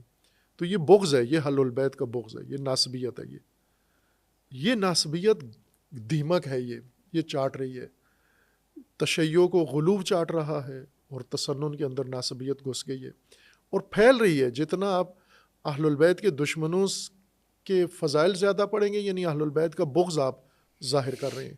تو جبکہ اہل سنت کی کتابوں کے اندر حب اہل البیت اور مقام اہل البیت اس قدر زیادہ ہے. یہ میں تحقیقی بات کر رہا ہوں کہ اگر ہم شیعہ کتابوں کا مواد نکالیں اور سنی کتابوں کا، تو اگر میں یہ کہوں کہ اہل سنت کی کتابوں میں اہل البیت کے فضائل زیادہ ہیں تو یہ مبالغہ نہیں ہے. اچھا، یہ تحقیقی بات ہے. لیکن وہ حصہ جیسے مولانا طارق جمیل حافظہ اللہ، انہوں نے، میں نے پہلی دفعہ جو میری عقیدت بہت بڑی ان سے، پہلے تو شہرت تو ان کی سنی ہوئی تھی، ایک تبلیغی عالم ہیں اور بڑا اچھا کام کرتے ہیں، محبت کا پیغام دیتے ہیں. لیکن وہ کتاب ایک حافظ صاحب کی کتاب تھی، حافظ شفیق ظفر صاحب کی، علامہ اقبال کے کلام میں اہل البیت کا مقام. اس کی تقریض مولانا صاحب نے لکھی تھی. اچھا. اور اس تقریض میں انہوں نے لکھا تھا کہ میں نے جو دین پڑھا ہے، دینی نصاب، اس میں ایک موضوع سرے سے موجود ہی نہیں تھا اور وہ مناقب اہل البیت ہیں. تو انہوں نے کہا کہ میں دینی نصاب پڑھ کے فارغ التحصیل ہو کے پھر تبلیغ میں بھی آ گیا. پھر مجھے دیر سے پتہ چلا کہ یہ تو اسلام کا بہت بڑا اہم چیپٹر ہے جو ہمارے نصاب سے ہی غائب ہے. تو کہتے ہیں میں نے پھر مطالعہ کیا اور مجھے اس مطالعے میں پتہ چلا کہ یہ تو بڑا اہم باب ہے ہمارا اہل سنت کا. شیعہ تو دعوے دار ہیں محبت کے، اہل سنت کے ہاں اہل البیت کا جو مقام عظیم ہے وہ انہوں نے کہا یہ بڑا مجھے افسوس ہوا کہ یہ کمی رہ گئی. پھر انہوں نے کہا میں نے اس کی تلافی کی، مطالعہ کیا اور اس کتاب کا بھی لکھا کہ اس کتاب نے بھی مجھے بڑی آگاہی دی اہل البیت کا مقام. پھر اس کے بعد ظاہر ہے انہوں نے اظہار بھی کرنا شروع کیا وہ چیزیں جو اہل سنت کی کتابوں میں حدیث غدیر اور دوسرے مناقب تھے. تو نصاب میں شامل کروایا انہوں نے یا نہیں پھر اس کے بعد؟ میرے خیال میں تو خود ہی باہر ہو گئے ہیں ابھی اس سلسلے سے، شامل رکھے انہوں نے. خیر بات، یعنی جب وہ اہل البیت کا انہوں نے ذکر چھیڑا ہے نا تو ان کو میں ان کی اس وجہ سے بڑی قدر کرتا ہوں کہ جس شہرت کے مقام پر وہ فائز تھے، جو مقبولیت تھی، جو ان کا سیاست میں، عوام میں، تمام مسالک میں مشترکہ احترام تھا، بے شک وہ سب انہوں نے قربان کیا اہل البیت کی محبت پر. چونکہ ان کی مخالفت وہیں سے شروع ہوئی، بنیادی طور پر فتوے وہیں سے آئے، ان کے اپنے مسلک نے ان کے خلاف، تو ان کی قائم ہے، ویسے بھی لوگ محبت کرتے ہیں ان سے. یعنی جو مخالفت شروع ہوئی، میں یہ کہتا ہوں مخالفت شدید شروع ہوئی نا. آپ سوشل میڈیا پہ جا کر دیکھیں تو ان کے اپنے مسلک والے بہت شدید ان کے مخالف ہیں. تو وہ بڑی وجہ کیا ہے؟ وہ بڑی وجہ وہی ہے کہ انہوں نے اہل البیت کا چیپٹر کھول کے بیان کیا اور ظاہر ہے کہ انہوں نے سنی حوالہ نہیں دیا، معذرت شیعہ کتاب کا حوالہ نہیں دیا ہے، سب سنی کتاب کا حوالہ ہے. اور سنی کتاب میں الحمدللہ اتنا مواد ہے اہل البیت کے حق میں کہ اگر میں یہ کہوں کہ زیادہ ہے شیعوں سے تو وہ مبالغہ نہیں ہے، ایمان کا تقاضا ہے بالکل ہے. تو ظاہر ہے کہ ناسبیت پھر آ کے یہ نقصان کرتی ہے کہ مسلمان امہ کے اندر جب اس چیپٹر کو سینسر کر دیتے ہیں، پھیلاتے نہیں ہیں، دشمنان اہل البیت کے فضائل پڑھنا شروع کر دیتے ہیں، تو یہ بڑی تکلیف دہ بات ہے. اس لیے کہ یہ آج کی نسل کو یہ دو بڑے فتنے متاثر کر رہے ہیں، بالکل پورے معاشرے کو. ہاں، اور فرقہ واریت میں یہ زیادہ آگ لگا رہے ہیں. اس وجہ سے میں زیادہ ان دو کا ذکر کرتا ہوں. ایسا ہی ہے سر. ہم چونکہ بہت سارے متس آپ سے اور مس انڈرسٹینڈنگس کلیئر کر رہے ہیں، تو ایک بہت بڑا اور بہت سے لوگ خری تو حقیقت بھی ہے کہ صحابہ کرام رضوان اللہ اجمعین کی جو ہے وہ بہت ساری گستاخیاں اور بہت ہی نازیبہ قسم کے کلمات لوگ کھلے عام بول دیتے ہیں، اشاروں میں بھی بول دیتے ہیں، متبادل الفاظ کہہ کے بھی بول دیتے ہیں. تو ایسی کوئی حقیقت ہے کہ آپ کے کوئی عقائد کے اندر کوئی چیز شامل ہے کہ حضرت ابوبکر صدیق رضی اللہ تعالیٰ عنہ یا حضرت عمر فاروق رضی اللہ تعالیٰ عنہ کی کوئی عزت خدا نخواستہ کم کرنی ہے یا ان کا کوئی مرتبہ جو ہے وہ کم ہے کسی سے؟ اس میں دو چیزیں ہیں. ایک تو یہ اختلاف ہے، بنیادی اختلاف جو ہے شروع وہاں سے ہوا. رسول اللہ صلی اللہ علیہ وآلہ وسلم کی وفات کے بعد رسول اللہ کی جانشینی کا مسئلہ آیا، خلافت کا. تو بنیاد تو وہاں سے پڑی کہ شیعہ اعتقاد کے مطابق مولا علی اس کے وارث تھے، حدیث غدیر اور دیگر جو منابع ہیں ان کے حدیث ثقلین یا جو بھی ان کے پاس دلائل ہیں، کافی دلائل ہیں، تھوڑے نہیں، ان کے تحت وہ یہ کہتے ہیں کہ یہ مولا علی علیہ السلام جانشین ہیں۔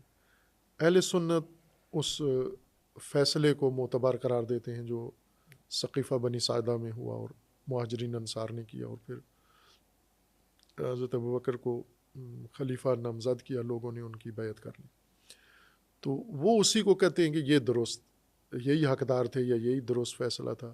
شیعہ کہتے ہیں نہیں، مولا علی علیہ السلام۔ تو یہ اختلاف ہے یہ، اور پھر یہ اختلاف آگے بڑھتا ہے، ظاہر ہے جو تاریخ آگے بڑھتی جاتی ہے تو شیعہ اپنے موقف کے اوپر قائم ہے اور اہل سنت اپنے موقف کے اوپر۔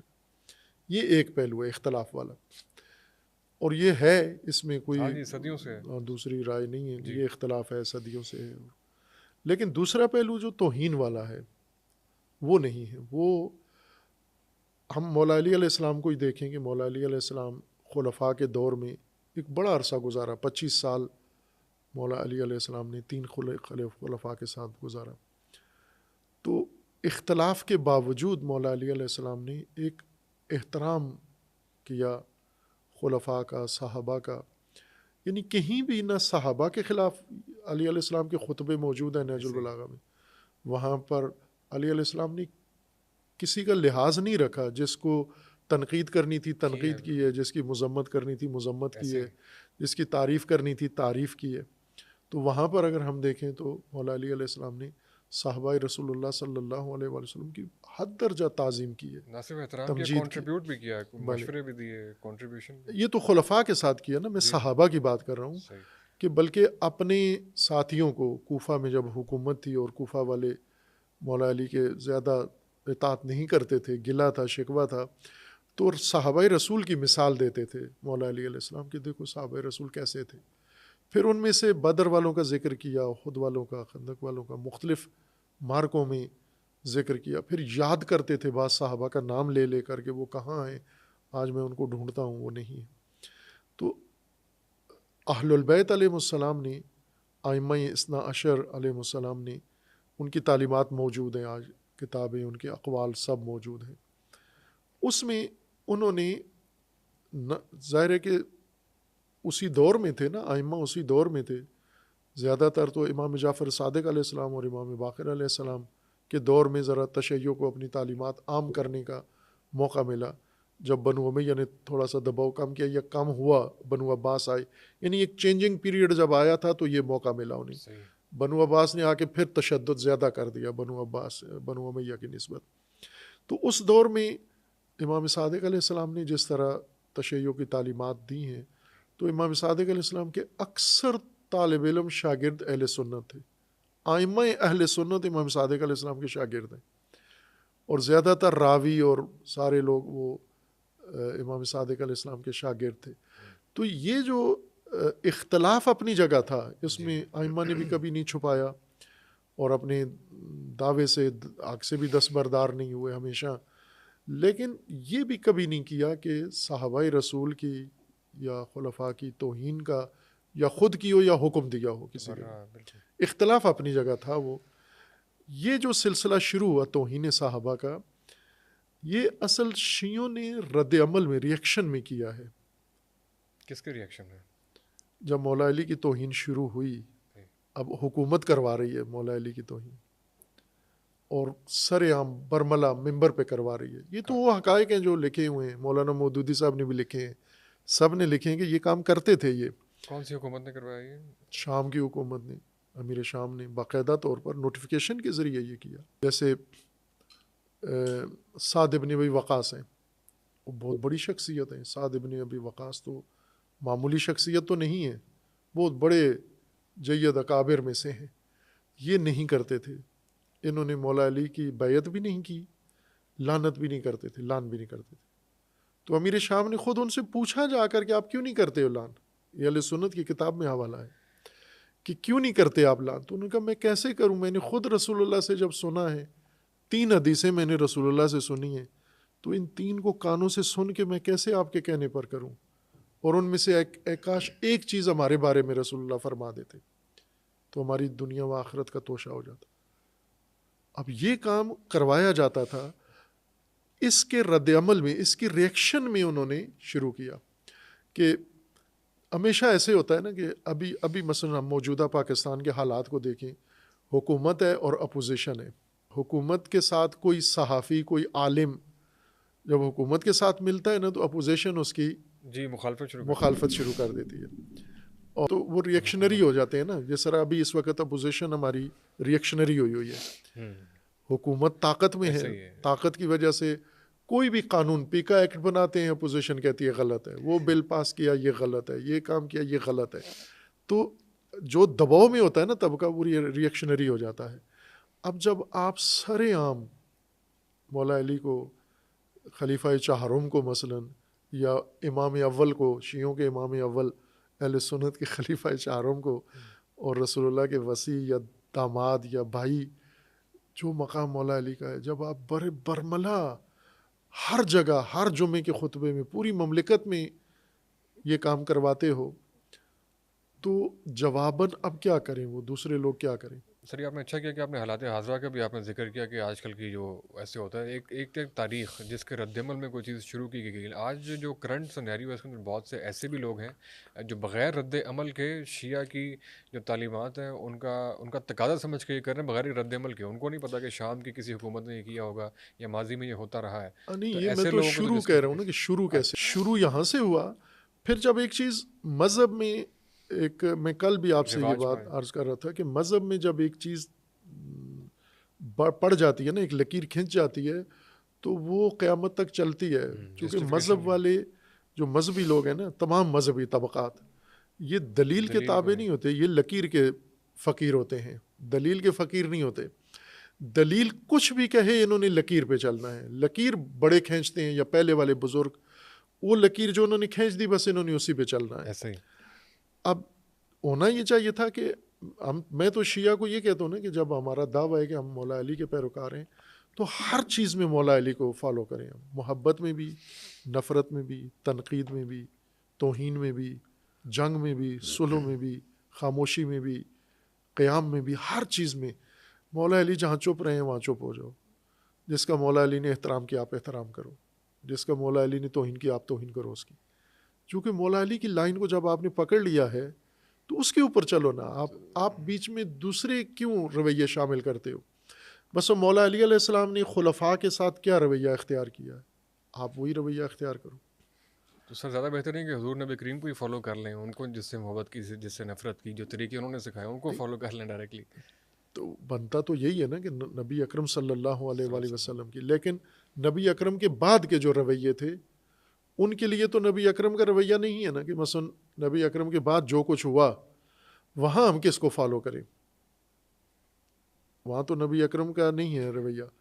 مثلا جو حالات نبی اکرم کے بعد پیش آئے تو ان میں تو مولا علی ہیں. ابھی ان میں آپ مولا علی, نبی اکرم کے فرامین ہیں انہیں آپ فالو کریں گے. لیکن جو رویے ہیں, مثلا رسول اللہ نے خلفاء کے ساتھ کیا رویہ اختیار کیا؟ رسول اللہ تھے ہی نہیں اس وقت, کیا رویہ تھا ان کو؟ وہ تو تھے ہی نہیں, مولا علی تھے اس وقت.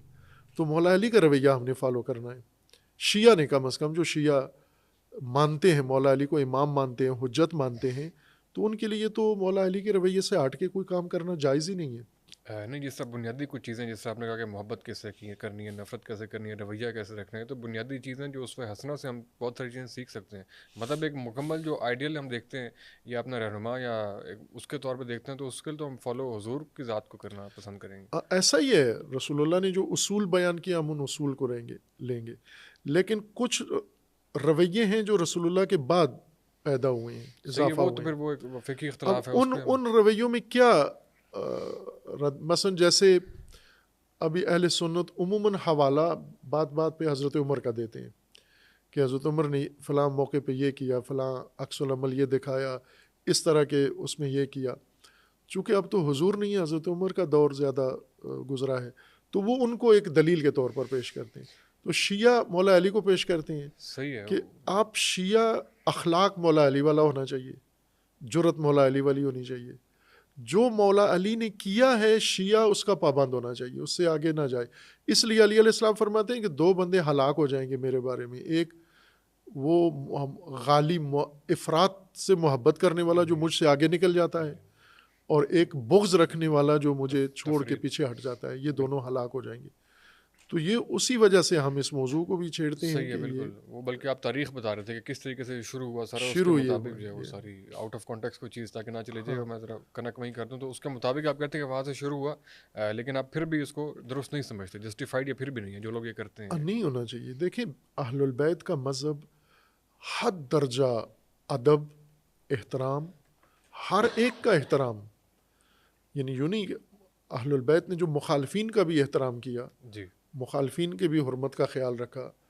مثلا اس کی سب سے بڑی میں مثال دیتا ہوں کہ مولا علی علیہ السلام اور ام المومنین حضرت عائشہ رضی اللہ تعالیٰ عنہ کی آپس میں جو اختلاف تھا، جنگ ہوئی باقاعدہ، حاکم وقت کے خلاف انہوں نے جنگ کی، جی اور اہل سنت کی کتابوں میں ہے کہ اگر حاکم وقت کے خلاف کوئی بھی جنگ کرے تو اس کا حکم کیا ہے، اور انہوں نے کی، جی، ام المومنین نے کی، امیر المومنین کی، تاریخ ہے ہماری ایسی۔ اور پھر اس جنگ میں شکست بھی کھائی۔ شکست کے بعد اب لوگوں کے ذہنوں میں یہ تھا کہ یہ قیدی ہیں، یہ اسیر ہیں، ان کے خلاف ساتھ اسیروں والا سلوک ہوگا، لیکن مولا علی علیہ السلام نے وہاں پر ان کا نہایت درجہ احترام کیا، میدان جنگ کے اندر احترام کیا، اور ان کے بھائی حضرت محمد ابن ابی بکر کو رضی اللہ تعالیٰ عنہ، ان کو ایک دستے کا سربراہ بنایا، سواریاں رکھیں، پردے کا اہتمام کیا، محمل بنائے، اور کہا کہ احترام اور ادب کے ساتھ ام المومنین کو گھر میں پہنچا کے اور عزت کے ساتھ، کسی کو توہین کرنے بھی نہیں دی وہاں پر۔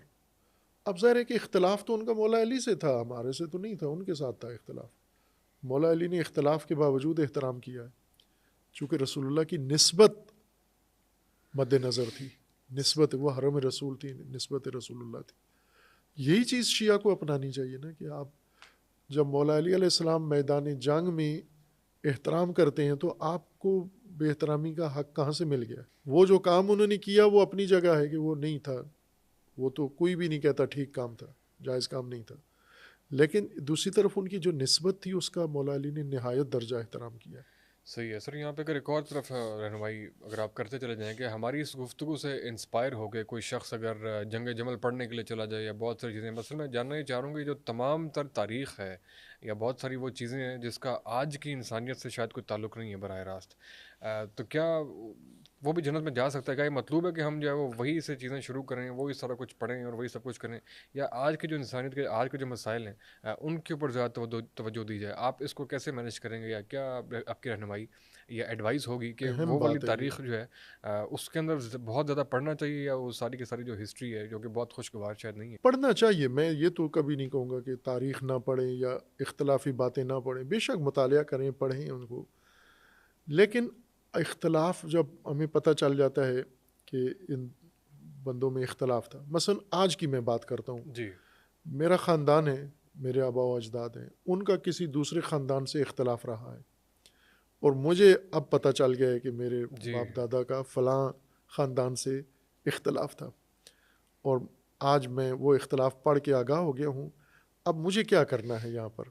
کیا مجھے وہی جاہلیت والی انتقامی کارروائی، چونکہ ان کے باپ دادا کا میرے باپ دادا کے خلاف اقدام تھا، تو میں ان کی اولاد کے خلاف میں اٹھ کے کھڑا ہو جاؤں گا، وہ میرے خلاف اٹھ کے کھڑے ہو جائیں؟ تو عقل یہ نہیں تو مانتی۔ عقل نہیں کہتی نا، یہ تو میں نے پہلے آپ کی خدمت میں جی عرض کیا تھا بالکل، کہ لکیر اور عقل۔ دلیل چار چیزوں میں دلیل ہے: قرآن، سنت، عقل اور علم۔ علم۔ یہ چار چیزیں دلیل ہیں، باقی لکیریں ہیں، لکیروں کو نہیں آپ نے فالو کرنا، دلیلوں کو۔ ٹھیک ہے ان میں اختلاف تھا، لیکن ساتھ ہی انہوں نے یہ بھی ہمیں بتایا کہ اختلاف کے ساتھ آپ نے جو رواداری رکھنی ہے، اختلاف کے ہوتے ہوئے آپ نے جو معاملہ کرنا ہے باقی لوگوں کے ساتھ یا سماج میں رہنا ہے، تو وہ بھی تو ہے نا رویے۔ مثلا اہل البیت علیہ السلام کا اختلاف تھا، حکومتوں سے تھا، دوسروں سے تھا، لیکن ان مخالفین کے ساتھ ائمہ کا رویہ کیا تھا؟ یہ واقعہ تو اہل سنت بھی بہت ذکر کرتے ہیں، شیعہ بھی کرتے ہیں، کہ حضرت علی اکبر کا قاتل کربلا میں جس نے حضرت علی اکبر کو قتل کیا، یہ مدینہ میں امام زین العابدین علیہ السلام کے ہاں آیا مہمان بن کر، حضرت نے بڑا اس کو احترام کیا، سارا تواضع کی. جب وہ جانے لگا تو اس نے کہا کہ آپ نے مجھے پہچانا نہیں ہے. تو کہا میں نے پہچان لیا، جب تو آیا تھا میں اسی وقت تجھے پہچان لیا. تو اس نے کہا میں کون ہوں؟ کہا میرے بھائی کا قاتل ہے. تو کہا پھر اتنا احترام؟ کہا ہاں یہ ہم اہل البیت کا رویہ یہ ہے. تو دوسری طرف سے دیکھیں اختلاف ہے تو اختلاف میں آگ لگانا تو نہیں ہے نا. اہل البیت کی تعلیم یہ ہے کہ اختلاف ہے، اختلاف کے باوجود اس کے ساتھ اخلاق بھی ہے، اس کے ساتھ رواداری بھی ہے، اس کے ساتھ اصول بھی ہیں، اس کے ساتھ باقی ادب بھی ہے، وہ بھی آپ نے قائم رکھنا ہے، نہ کہ صرف اختلاف. صحیح ہے. اگر تاریخ ہم پڑھیں اور ہمیں تاریخ میں یہ سب مل جاتا ہے تو پھر کیا کریں؟ ہم آگ لگانا شروع کر دیں نا. پھر آپ کے پاس برداشت ہونی چاہیے، تحمل ہونا چاہیے. آج موجودہ جو پاکستانی معاشرہ ہے، پہلے مذہبیوں کے اندر عدم برداشت تھی شدید قسم کی، اب سیاسیوں میں بھی پیدا ہو گئی. کیا یہ اختلاف تو ہے نا آپس میں، تو یہ اختلاف ہمیں یہ سکھاتا ہے کہ ہم ایک دوسرے کو قتل کرنا شروع کر دیں، ایک دوسرے کی توہین شروع کر دیں، ایک دوسرے کی بے حرمتی شروع کر دیں، پگڑیاں اچھالنا شروع کر دیں، ایک دوسرے کے عیب نکالنا شروع کر دیں. یہ تو بہت خراب معاشرہ بن جائے گا اس طرح. تو رواداری پیدا کریں آپ. ٹھیک ہے آپ اپنے مذہب پر رہیں، وہ اپنے مذہب پر رہیں. آپ اپنے مذہب کے اختلافات اپنے اندر رکھیں، وہ اپنے مذہب کے اختلافات اپنے اندر رکھیں. جس میں اختلاف نہیں ہے وہ مل کے پریکٹس کرو. جہاں اختلاف ہے وہاں دوسروں کے سامنے جا کر نہ اس کو چھیڑو آپ اس موضوع. صحیح ہے. میرے سوال کا آدھا حصہ آپ نے ایڈریس کر دیا. باقی میں دوبارہ سے کرتا ہوں کہ جو ایک عام مسلمان ہے یا عام آدمی ہے جو بھی دوبارہ سے دین کی طرف راغب ہو رہا ہے یا ہم اس کو دین کی طرف لے کر آ رہے ہیں، تو اس کو تو نہیں ریکمینڈ کریں گے کہ آپ دوبارہ سے وہ چیزیں پڑھ کے آئیں کہ تاریخ میں کیا ہوا، یا وہ کوئی مطلوب تو نہیں ہے ہمیں جنت میں جانے کے لیے کہ وہ کیا چیزیں ہوئی تھیں آج کی انسانیت کے لیے. پڑھنے سے تو میں نہیں کبھی کسی کو بھی نہیں روکوں گا، روکے ہر نا، چیز پڑھیں آپ. لیکن جب آپ پڑھیں مثلا آپ کو پتہ چل جاتا ہے، وہ تو آپ نے مثال کے طور پر کہ ہمیں پتہ چل جاتا ہے کہ جنگ جمل ہوئی. جی. جنگ جمل میں ایک طرف امیر المومنین ایک طرف ام المومنین، یہ پتہ ہونا چاہیے ہمیں تاریخ کا صحیح ضروری ہے. لیکن اب کریں کیا اس میں امیر المومنین کے بارے میں اور ام المومنین کے بارے میں کیا رائے رکھیں؟ جو امیر المومنین نے ام المومنین کے بارے میں جو رویہ اختیار کیا وہی آپ اختیار کریں. صحیح. آپ کو آگے نہیں نکلنا چاہیے امیر المومنین. وہ تو صحیح ہے، لیکن اگر کوئی نہ بھی پڑھے تو خیر ہے. یہ بھی کہہ سکتے ہیں کہ اگر وہ ساری اس والی بحث میں نہ بھی پڑھنا چاہے پھر بھی خیر ہے. وہ آج کی جنگ جو بنیادی اور ضروری چیز ہے، ٹھیک ہے وہ ضروری علم نہیں ہے، لیکن اگر کوئی جانا چاہتا ہے تو ہم اس پہ قدغن بھی نہ لگائیں، نہ روکیں ہم. نہیں بالکل نہیں. ایک جو کام مذہبی طبقہ یہی کرتا ہے نا کہ ان کو تاریخ کی طرف جانے ہی نہیں دیتا کہ آپ چھوڑو تاریخ کو، چھوڑو ہماری باتیں جو ہماری تلقینات ہیں جو ہمارے اس کے پیچھے انٹینشن اور ہوتی ہے، نیت اور ہوتی ہے. ہاں وہ یہ اس لیے منع کرتے ہیں کہ تاریخ میں جاؤ گے آپ کو کچھ حقائق پتہ چلیں گے، ان حقائق کی وجہ سے ہم زیر سوال آ جائیں گے. ہر ایک کے اپنے حقائق ہیں. آپ آج کی دنیا میں کیا چیز آپ چھپا سکتے ہیں؟ میڈیا کا دور ہے، آپ چھپائیں گے دوسرے اس کو کھول کے برملا کر دیں. حضرت آپ نے ایک بار فرمایا تھا کہ علامہ اقبال، مولانا مودودی اور امام خمینی یہ ہم فکر لوگ ہیں، ہم خیال لوگ ہیں، حالانکہ ان میں سے دو کا تعلق جو ہے وہ اہل تشیع سے نہیں ہے. تو آپ ایسا کیوں سمجھتے ہیں؟ یہ تینوں میں اگر کہوں ایک ہی مسلک کے ہیں تو بھی کوئی مسلک کے مولانا مودودی شیعہ نہیں تھے. تینوں جس تقسیم میں ہم ان کو لے جاتے ہیں نا یہ اس میں ہے ہی نہیں ہے، شامل ہی نہیں ہے.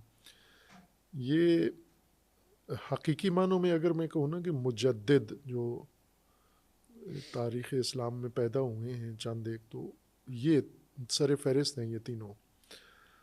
ویسے تو مجدد ہر صدی میں مانا جاتا ہے، ہر مذہب والا اپنا الگ مجدد ہے ان کا، تو وہ عقیدت کی وجہ سے مجدد ہے، احترام بزرگی. اور بہت سے لوگ مجدد کی ڈیفینیشن کو بھی نہیں پتہ ہوتا جو وہ کہہ رہے ہوتے ہیں، لیکن وہ سمجھتے ہیں کہ شاید مجدد کوئی بڑی ڈگری ہے تو ہم اپنے امام کو مجدد کہیں. تو یہ واقعاً مجدد ہیں. اس کی وجہ یہ ہے کہ صدیوں سے مسلمانوں کے اندر ایک جمود، رکود طاری ہو گیا تھا، اور تینوں نے اس کی نشاندہی کی ہے جو مسلمانوں کے پسماندگی کی بنیادی وجہ بنی. اور وہ بنیادی پسماندگی کی وجہ یہ بنی ہے کہ مسلمانوں کے اندر یہ جو تقسیم ہوئی ہے نا، خانقاہیت اور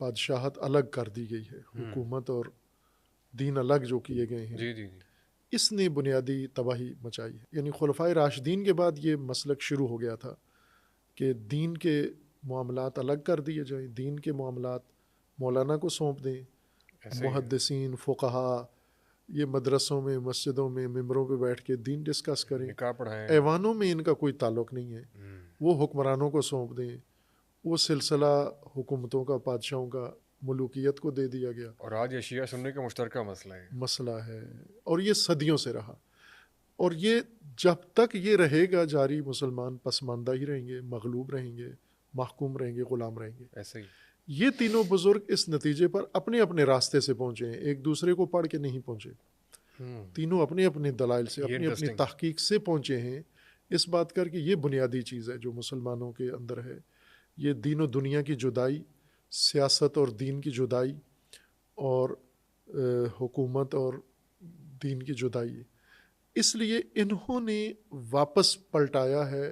علامہ اقبال نے اس کا نام رکھا تھا وہی شراب کہن، وہی جام گردش میں لاسا کیا، شراب کہن پھر پلاسا کیا، یعنی وہ شراب کہن انہوں نے اپنا شاعری نام دیا اس کو، جو رسول اللہ صلی اللہ علیہ وآلہ وسلم نے دین اللہ سے دریافت کیا، پیش کیا، وہی دین دوبارہ رواج دو، اسی کی تبلیغ کرو، نہ وہ دین جو بادشاہوں نے چھانٹی کروا کے، سینسر کروا کے اور الگ کروا کے جو دین نشر کروایا، وہ نہیں مسلمان کی نہ دنیا بنا سکتا ہے نہ عاقبت بنا سکتا ہے۔ ان تینوں کا یہ اعتقاد ہے کہ وہ دین جو دنیا نہیں انسان مسلمان کو بنا کے دیتا، وہ انسان کی آخرت نہیں بنا سکتا۔ اور تینوں اپنے اپنے ذریعے سے آئے، اپنی اپنی تعلیمات لے کر آئے، اور ایک ہی نتیجے، الگ الگ بیک گراؤنڈ، الگ الگ مقام۔ ہاں، اس لیے سیاسی اسلام جو روح، تینوں نے یہی بیان کیا کہ روح اصل اسلام کی یہ ہے، جس اسلام کے اندر نظام ہے، سسٹم ہے، آپ کو وہ اسلام دے دیا گیا جس میں احکام بچے ہیں، سسٹم نہیں ہے، نظام نکال دیا گیا ہے، اور نظام میں بھی خصوصاً حکومت کا نظام بالکل اس سے الگ کر دیا گیا ہے، اور احکام میں بھی صرف عبادات دین قرار دیا گیا ہے، سماجیات دین نہیں ہے، معاشیات دین نہیں ہے، اقتصادیات دین نہیں ہے، اور تعلیمیات دین نہیں ہے، یہ سب دنیا کے زمرے میں ڈال دیا گیا، جو بگڑ کے آج سیکولر کی شکل میں، سیکولرزم کی شکل میں، یہی خانقاہیت یا جدائی دین و دنیا کی اس نے موجودہ ماڈرن شکل اختیار کر لی، سیکولرزم، جس کے پیٹ سے لبرلزم نکلا، اور آج آپ کا مسلمان بغیر دین کے، بغیر اسلام کے مسلمان بنا ہوا ہے، اور بڑا پر امید ہے کہ آخرت میں اسے بڑا اجر ملے گا، جو بغیر اسلام کے مسلمان، بغیر اسلام کے مسلمان بنا ہوا۔ اور یہ کیسے ممکن ہے کہ دین تو آیا ہی آپ کی دنیا کی ہدایت کے لیے، دین ساری پریکٹس ہی اسی زندگی کے لیے، موت کے بعد تو ختم ہو جاتا ہے، ٹینیور ہی ختم ہو جاتا ہے اس کا، موت تک ہے، آپ نے اس کو موت تک فالو کر، بعد میں تو اس کا رزلٹ ہے جو آپ نے دنیا سے لے کے جانا ہے۔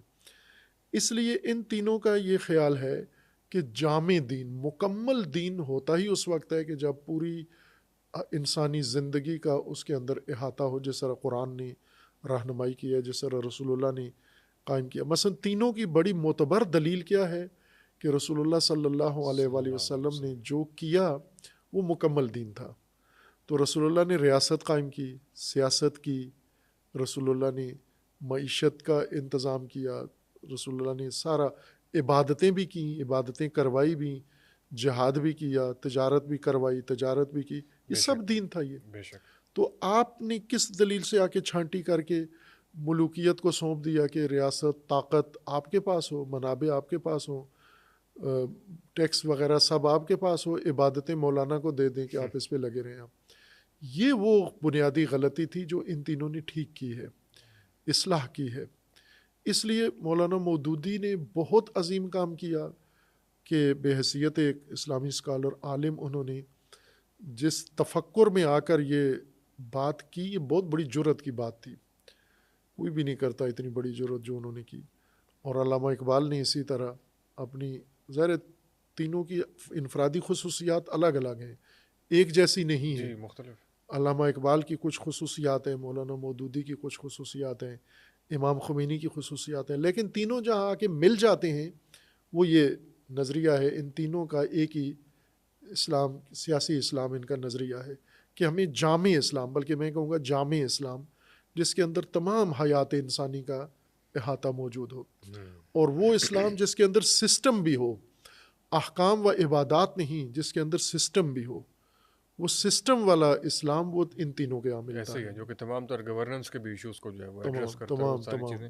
تو سر آپ کیا دیکھتے ہیں, آپ وجہ کیا سمجھتے ہیں کہ معاشرے کے اندر جو اسپیشلی جو رولنگ ایلیٹ ہے اس میں صوفی اسلام بڑا آج کل رواج پا رہا ہے, اور ایک صوفیزم کا ایک خاص قسم کا ایک ورژن جو ہے نا وہ لوگوں کو بڑا پسند آ رہا ہے, آپ نے بھی شاید دیکھا ہو, تو اس کے حوالے سے آپ کی کیا آبزرویشن؟ دیکھیں صوفیت کے بارے میں بھی ایک بڑی غلط فہمی موجود ہے, پائی جاتی ہے یہاں ہمارے پاکستان میں, چونکہ پاکستان کا علمی تحقیقی ماحول نہیں ہے متاسفانہ, نہ سیاسی ماحول علمی تحقیقی ہے, نہ دانشگاہی, ایسے ہی ہے ہمارا جو تعلیمی نظام ہے وہ بھی تحقیقات پر نہیں ہے مبتنی, وہ بھی تقلید اور رٹا اور نصارہ, اور مذہب بھی جذباتیت کا ہی نام ہے. صوفی آج جو سمجھا جاتا ہے وہ مزاروں پہ بیٹھنے والا, درباروں پہ بیٹھنے والا اور دم درود کرنے والا, پھونکے مارنے والا, یہ صوفی کا آج کا موجودہ جو کنسیپٹ ہے, اور یہ نہیں ہے تصوف. یہ ویسے ایک مرید بازی تجارت دندہ ہے, یہ یہاں بھی رسومات آ گئی ہیں, یہاں بھی رسوماتی ہو گئی. صوف اصل میں فیلسوف جس لفظ سے بنا ہے اسی سے صوف بھی بنا ہے. فیلسوف یونانی لفظ ہے, لاطینی لفظ ہے, جو بعد میں مختلف زبانوں میں آ کے کنورٹ ہوتا گیا, عربی میں آ کے فیلسوف بن گیا, فیلوسوفا تھا. اسی سے صوف بھی ہے, سین سے ہے.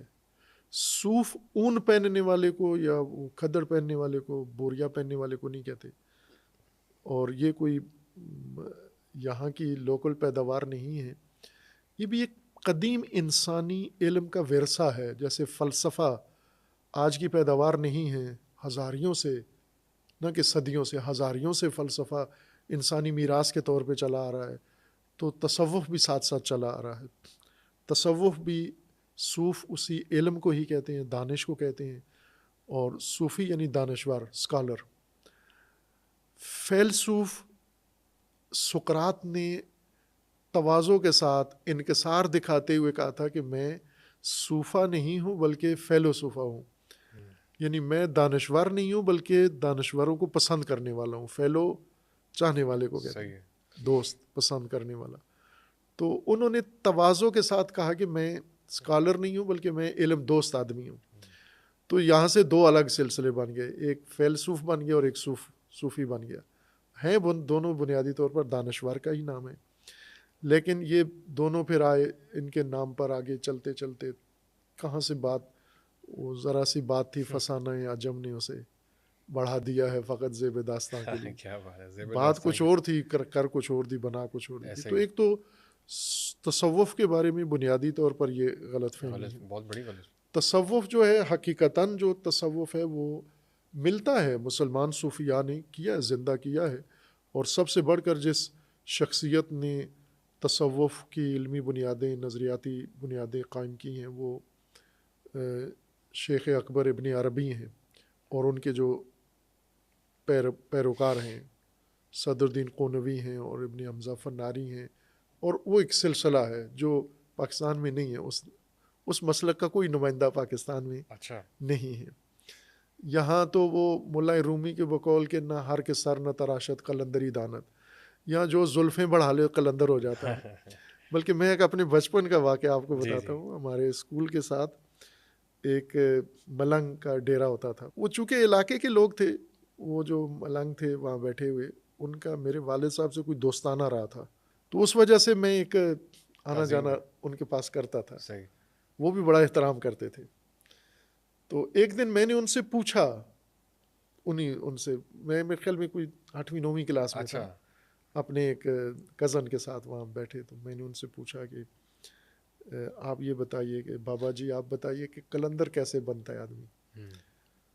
تو ہمیں وہ قلندری والا سنا ہوا تھا کہ قلندر لال شہباز قلندر یا دوسرے بری سرکار قلندر, قلندر کون ہے اور باقی.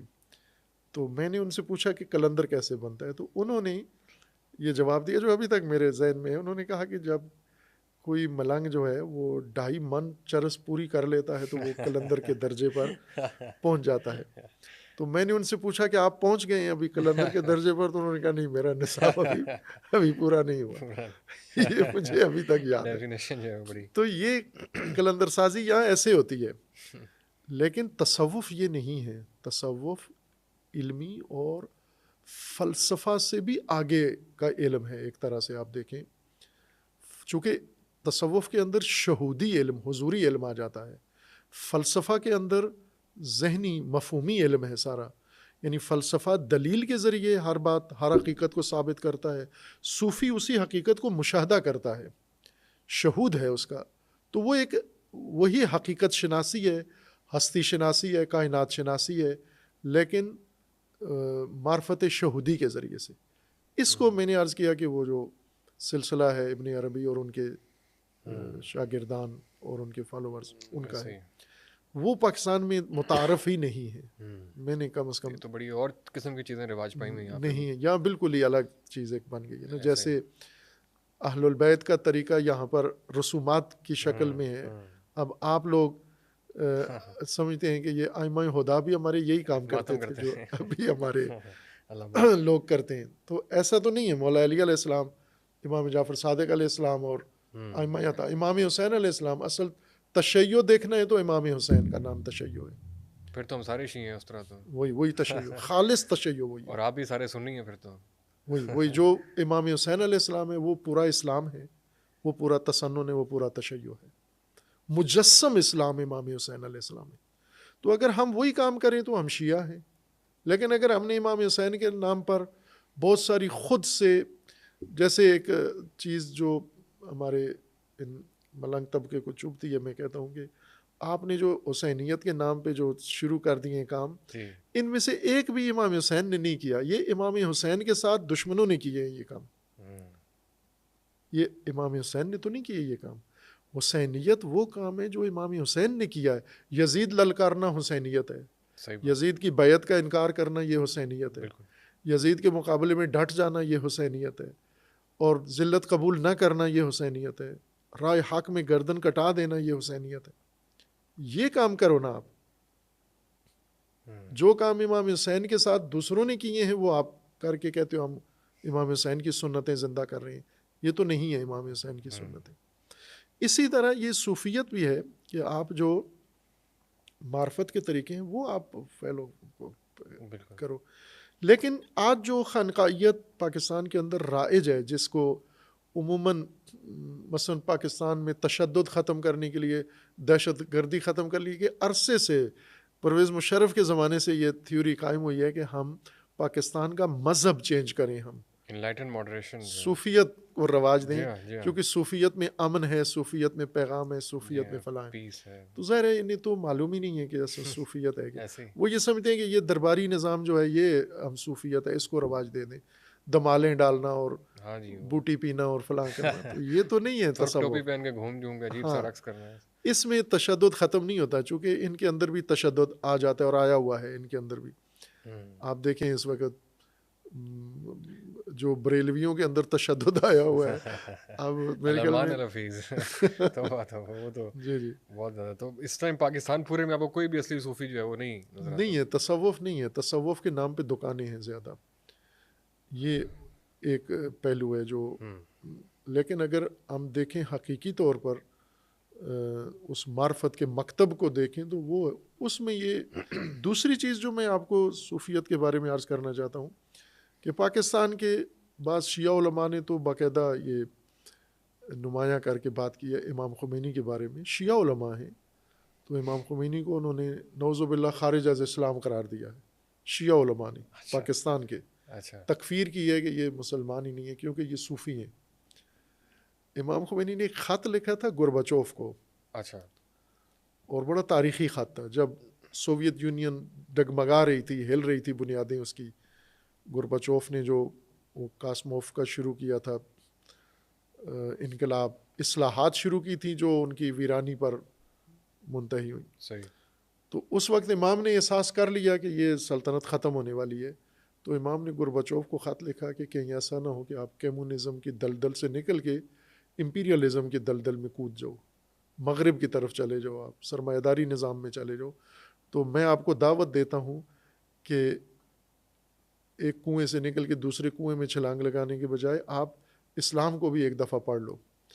تو امام نے کہا کہ آپ ایک گروپ بناؤ اپنے اسکالرز کا، فلاسفہ کا، جو یہاں آئیں ہمارے پاس، ہم ان کو دین کی تعلیم دیتے ہیں. اور پھر انہیں کہا کہ میں ویسے آپ کو کچھ کتابیں اسلام کے منابع کے طور پر بتاتا ہوں، ان کا مطالعہ کریں آپ. صحیح.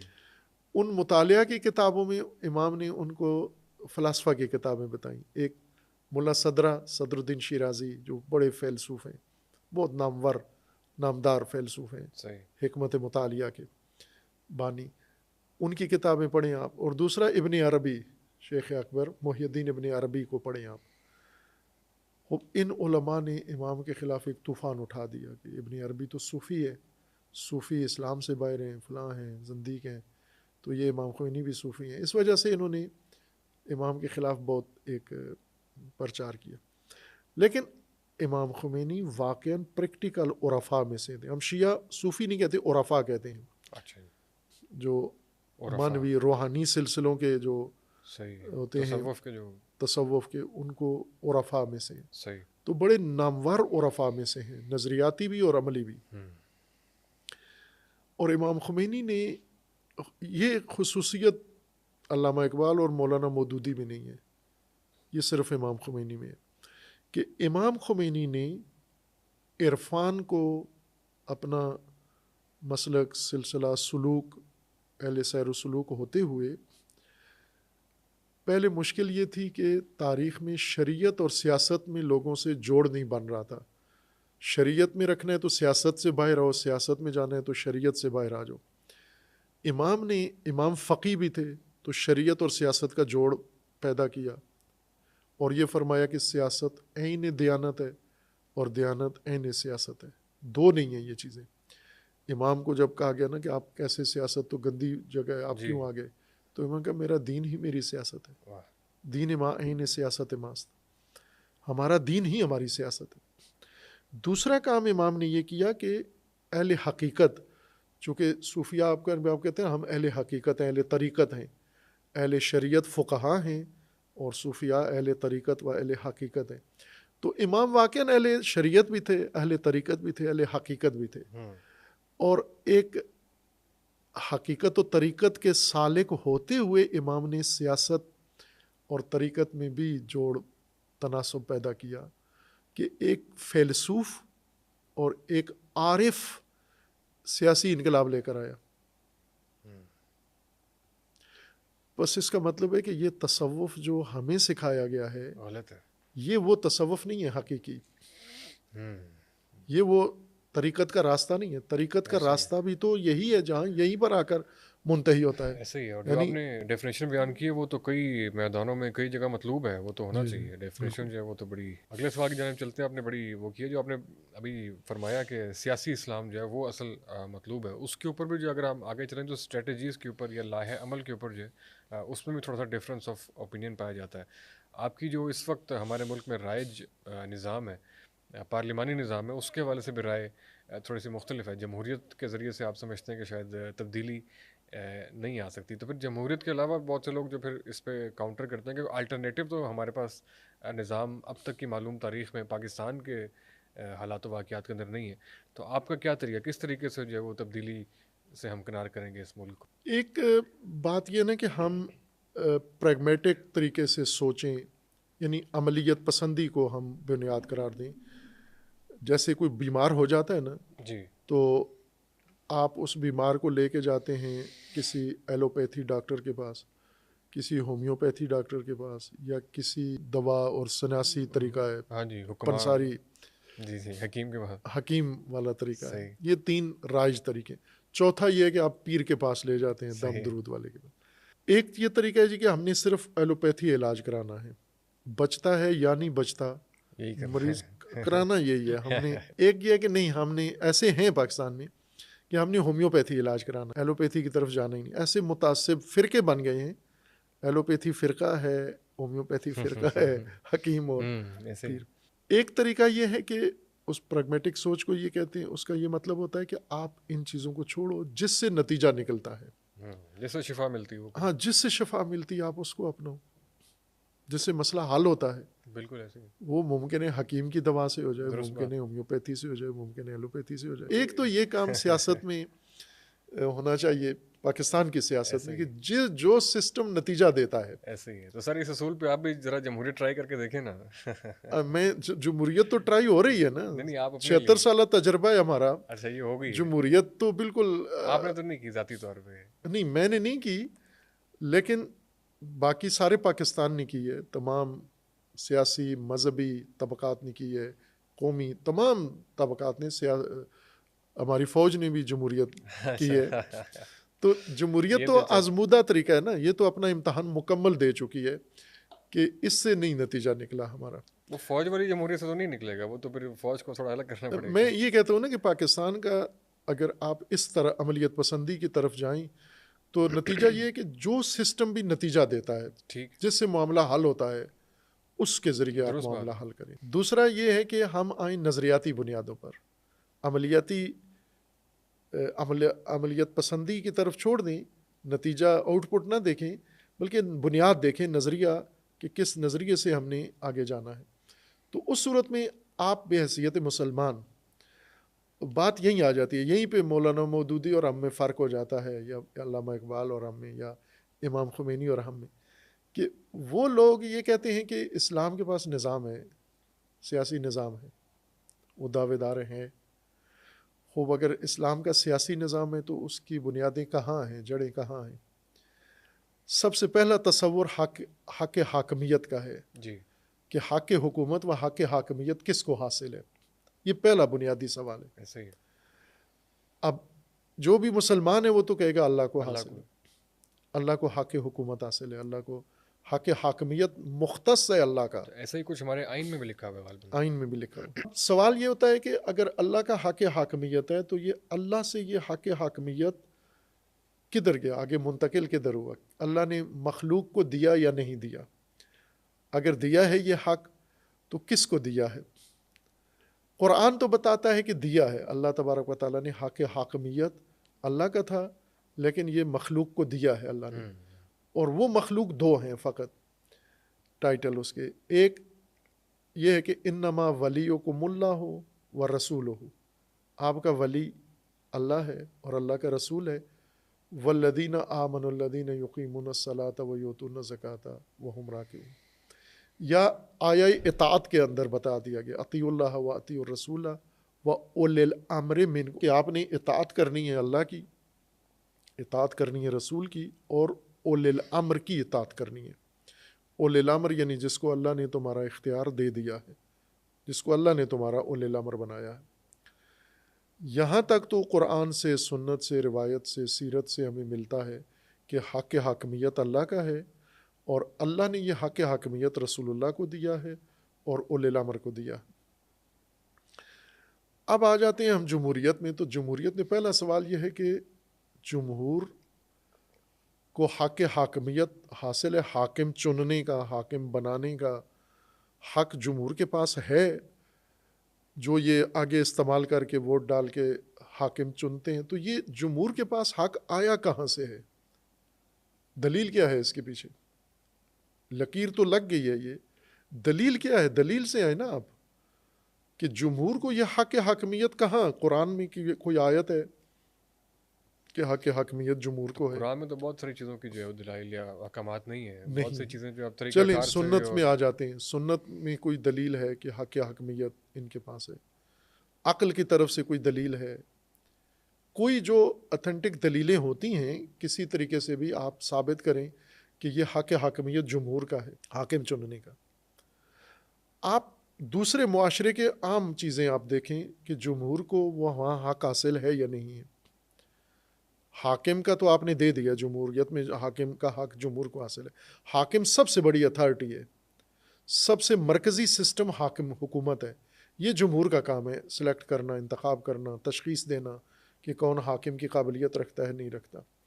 لیکن آ جاتے ہیں باقی کاموں میں. حاکم تو سب سے بڑی مرکزی اتھارٹی جمہور نے لے لی.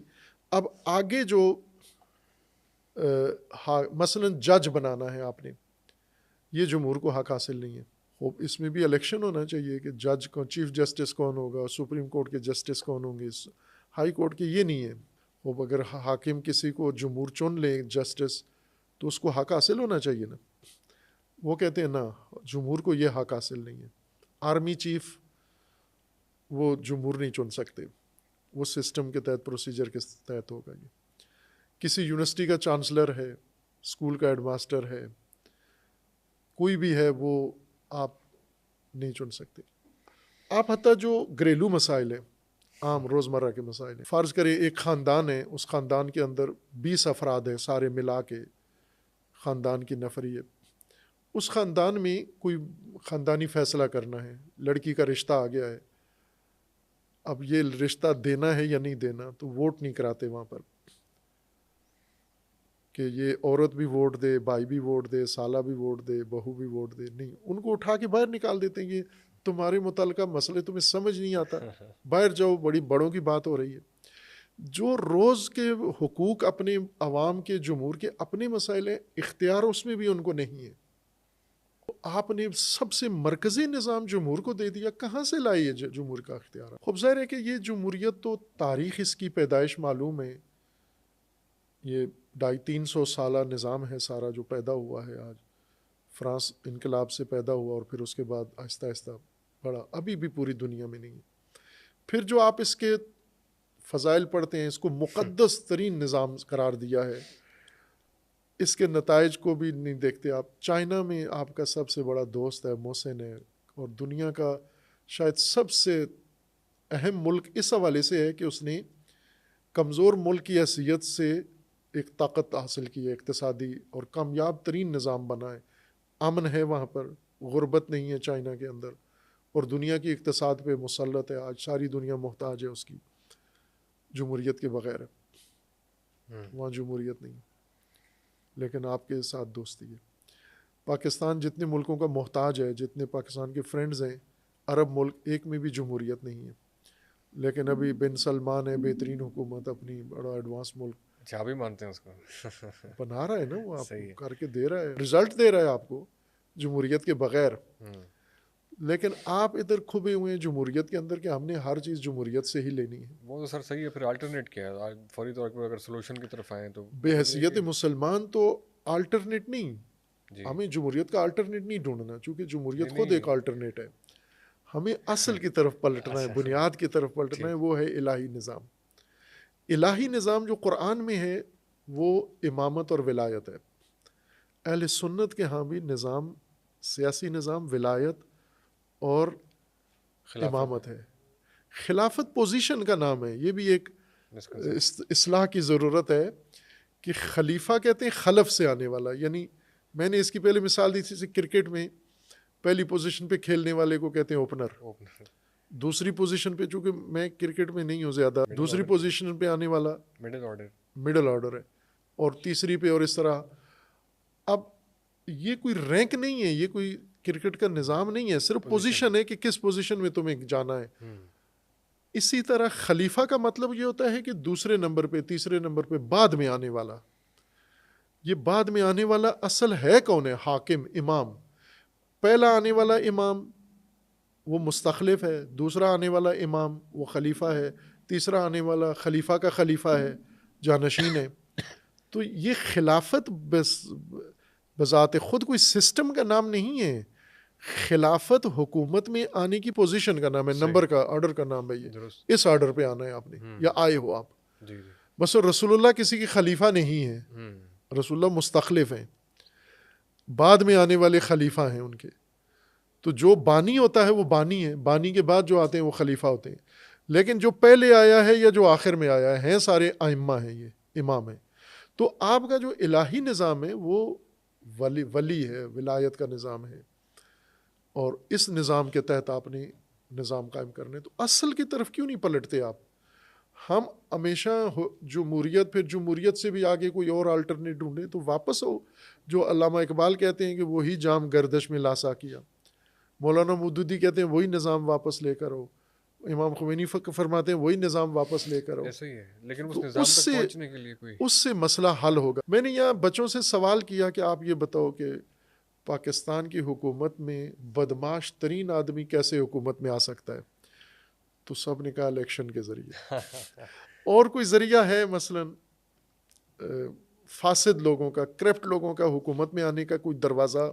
سر اگر آپ بچوں سے سوال کریں گے پاکستان میں قابل ترین آدمی کے اقتدار میں نے کیا طریقہ, تو اس کا جواب بھی شاید یہ الیکشن کے ذریعے ہی, جو پریکٹیکل طریقے کہ اسی طریقے سے قابل ترین آدمی تو ذرا الیکشن, عوام تو قابل ترین آدمی نہیں ڈھونڈ اچھا وہ تو عوامی مزاج ہو گیا, لیکن جو پریکٹیکل حکومت کے اندر آنے کا وہ تو پھر بات کی چیز ہے نا کہ آپ اختیار ملنے کے بعد آپ کس طریقے کی طرف جائیں گے. تو قرآن کی جمہوریت یہ نہیں ہے کہ حاکمیت کا حق عوام کو حاصل ہے.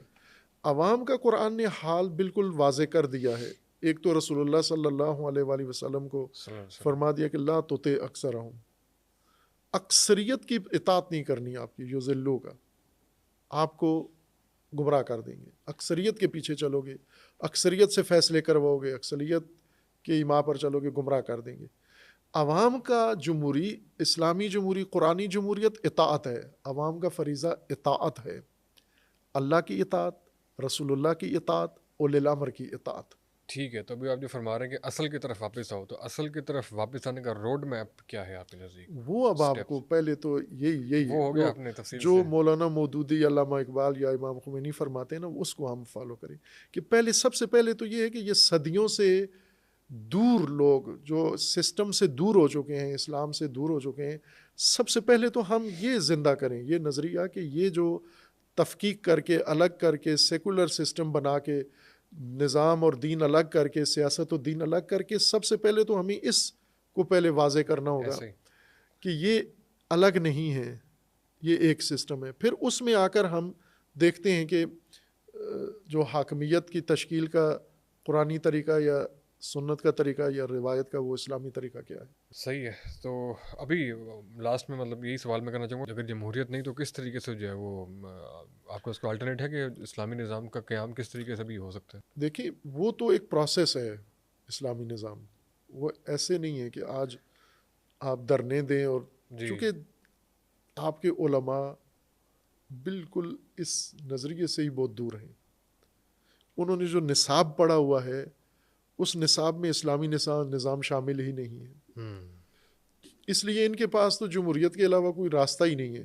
یہی ہے, اور جمہوریت بدترین راستہ ہے جو 76 سالہ تاریخ آپ کے تجربوں نے بتا دیا ہے. سب سے میں نے پہلے کسی موقع پہ طنزاً یہ کہا تھا نا کہ اگر آپ نے الہی نظام نہیں نافذ کرنا, جمہوریت ہی سے سارا نتیجہ لینا ہے, تو اس عوامی جمہوریت سے بہترین, سب سے بہتر فوجی جمہوریت ہے. فوجی جمہوریت, کیونکہ فوجی جمہوریت میں اتنا فساد نہیں ہوگا کہ فوجی جمہوریت میں سیدھا فوج کا چیف آ جائے گا حکومت میں.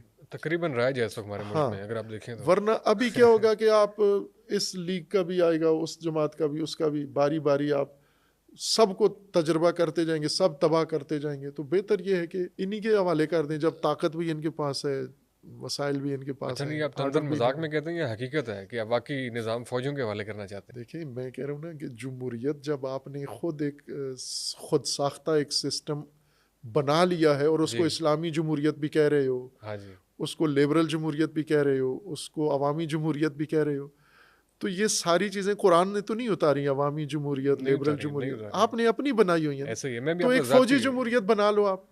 یہ آپ سیریسلی کہہ رہے ہیں یا تنزن کہہ رہے ہیں؟ میں دوبارہ پوچھ رہا ہوں کہ پاکستان میں فوج کی طرف سے فوجی میں یہ کہہ رہا ہوں نا, جن دلائل سے آپ نے عوامی جمہوریت گڑھی ہے نا, اسی دلیل سے فوجی جمہوریت بھی نکلتی ہے. یہ آپ کی ذاتی رائے ہے کہ فوج بہتر ملک چلا سکتی ہے؟ وہ ان سے بہتر چلا سکتی. اچھا, تو یہ تو آپ نے بہت بڑا فتویٰ دے دیا الگ سے. یہ تو آپ کی سوچی سمجھی رہا ہے کہ پاکستان جو ہے وہ ملک جو ہے وہ فوج بہتر چلا سکتی. ماشاء اللہ کہتے ہیں. میں نے پہلے کہا تھا نا کہ آپ اس وقت چونکہ آپ کا یہ طے ہے کہ آپ نے اللہ کا نظام نہیں نافذ کرنا. جب اللہ کا نظام نافذ کرنے آتے ہیں رکاوٹیں ہیں, اس کے لیے تیاری نہیں ہے, نصاب نہیں ہے, نظریہ نہیں ہے, بنیاد نہیں ہے, کچھ بھی نہیں ہے. لیکن حکومت تو آپ نے بنانی ہے کوئی بھی, تو آپ یہ دیکھو کہ نتیجہ کس سے بہتر نکلتا ہے. آپ کو وہ بہتر لگ رہا ہے کہ ہاں, کون سی سسٹم سے نتیجہ بہتر. مثلا جیسے ابھی بن سلمان ہے, جمہوریت نہیں ہے, سبحان اللہ, لیکن نتیجہ تو اچھا مل رہا ہے نا. اچھا, آپ کے منہ سے محمد بن سلمان کی تعریف سن کے بڑا عجیب لگ رہا ہے مجھے. ویسے تعریف نہیں کر رہا ہوں, رزلٹس دے رہا ہے وہ, کچھ نہ کچھ جو ہے ڈیلیور کر رہے ہیں اپنی عوام کو. ابھی سعودی عرب والوں کو پوچھو نا جا کے کیسا ہے, وہ کہتے ہیں ہیرو ہے. نہیں ہمارا تو ویسے اتنا خاص ہیرو نہیں ہے. خیر یہ اگین ہے تو پاکستان کو تو 40 سال فوجیوں نے چلایا ہے, کوئی رزلٹ کوئی اچھے تو نہیں ملے, یا وہ ٹھیک تھے بہتر تھے ان سے, یہ ڈبیٹ نہیں. نہیں, میں یہ نہیں کہہ رہا, تقابل نہیں کر رہا ہوں. میں یہ کہہ رہا ہوں کہ اگر آپ نے اللہ کے نظام کے بدلے میں کوئی اور نظام اگر لانا ہی ہے تو وہ نظام لو جو نتیجہ اچھا دیتا ہے آپ کو. مطلب حافظ صاحب کو لے آئیں پھر, اس کا مطلب ہے حافظ صاحب کو ووٹ دے دیں ہم. چلیں خیر اس کے اوپر مزید ہم نہیں جاتے کیونکہ حافظ صاحب کو ہم سے ہی نہ ووٹ لینے آ جائیں سیدھا. سر لاسٹ میں بالکل یعنی کوئی فرق نہیں رہتا. دیکھیں یہ جو بات ہے نا کہ اس وقت جمہوریت ہٹا کے فوج آ جاتی ہے تو یہ بہت بڑا جرم ہے. کہاں جرم ہے یہ؟ نہیں سر ہماری رائے میں اگر یہ جرم ہے, ان کا آنا جرم ہے تو ان کا آنا بھی جرم ہے. جس نے وہ ملک تباہ کیا ہے مجرم ہے وہ. سر وہ زبردستی آتے ہیں. آپ کہتے ہو نہیں منتخب ہو کے ملک تباہ کرے, ٹھیک ہے. اب میں یہ 2000 یہ جو 24 کے الیکشن ہے نا, جی 2023 میں ہوئے, 24 میں 2024 میں عبوری حکومت بنی. پہلے تحریک انصاف کی حکومت تھی, ختم ہوئی, پھر ایک عبوری حکومت کا ٹینیور گزرا. اس دوران سب صحافی, علماء, سیاسی جماعتیں دن رات ٹی وی کے اوپر صبح و شام کے رائے حل جو ہے وہ الیکشن ہے, صاف و شفاف الیکشن ہے. تو میں نے اسی وقت یہ تجزیہ کیا تھا کہ اسی بات کو ہم تھوڑا کھولیں, یہ کیا لوگ کہہ رہے ہیں. رائے حل جو ہے نا وہ الیکشن ہے. چونکہ ملک یہاں آ پہنچا ہے, نابودی, دیوالیہ, فلاں, اب صاف و شفاف الیکشن ہو. اب یہاں ان سے پوچھو کہ یہ ملک کا حال کس نے کیا ہے, کہتے ہیں سیاستدانوں نے کیا ہے, انہی 3 پارٹیوں نے کیا ہے, چوتھا ساتھ فوج کو ملا دیتے ہیں. ان 4 گروپوں نے ملک کا یہ حال کیا, چونکہ باری باری اقتدار میں یہ آئی. اب کہتے ہیں پھر صاف و شفاف الیکشن ہو, تو صاف و شفاف الیکشن میں کون منتخب ہوگا؟ انہی میں سے کوئی ہوگا جنہوں نے ملک تباہ کیا ہے 2024 سے پہلے, دیوالیہ کیا ہے, مقروض کیا ہے, خراب کیا ہے, ناامن کیا ہے. صاف و شفاف الیکشن میں پھر یہی سلیکٹ ہو, پھر یہ آگے دوبارہ, یعنی پہلے جنہوں نے ڈبویا ہے منتخب ہو کے یہ آگے بچائیں گے ملک کو. یہ کیسی بے منطق بات ہے, بے عقلی کی بات ہے. مثلا میں نے ایک مثال دی تھی کہ اگر ایک عورت شادی کرتی ہے ایک شوہر سے, وہ شوہر اس کو بہت تشدد کرتا ہے اور وہ اس سے طلاق لے لیتی ہے, طلاق لے کے دوسرے اور مرد سے شادی کرتی ہے, وہ اس سے بھی زیادہ اس پر تشدد کرتا ہے اور اس نے اس سے بھی طلاق لے لی ہے. اب اکیلی جب زندگی گزار رہی ہے تو مشکلات میں ہے. اس کو یہ آتی ہے کہ اپنا مسئلہ پیش کرتی ہے کہ میں اکیلی عورت ہوں, بچے ہیں, فلاں ہیں, میرا گزارا نہیں ہوتا, مجھے رائے حل بتاؤ. مولانا کے پاس آتی ہے یا کسی کے پاس, مولانا اسے کہتا ہے یہی جو پچھلے 2 شوہر ہیں انہی میں سے پھر ایک کے ساتھ شادی کر لو.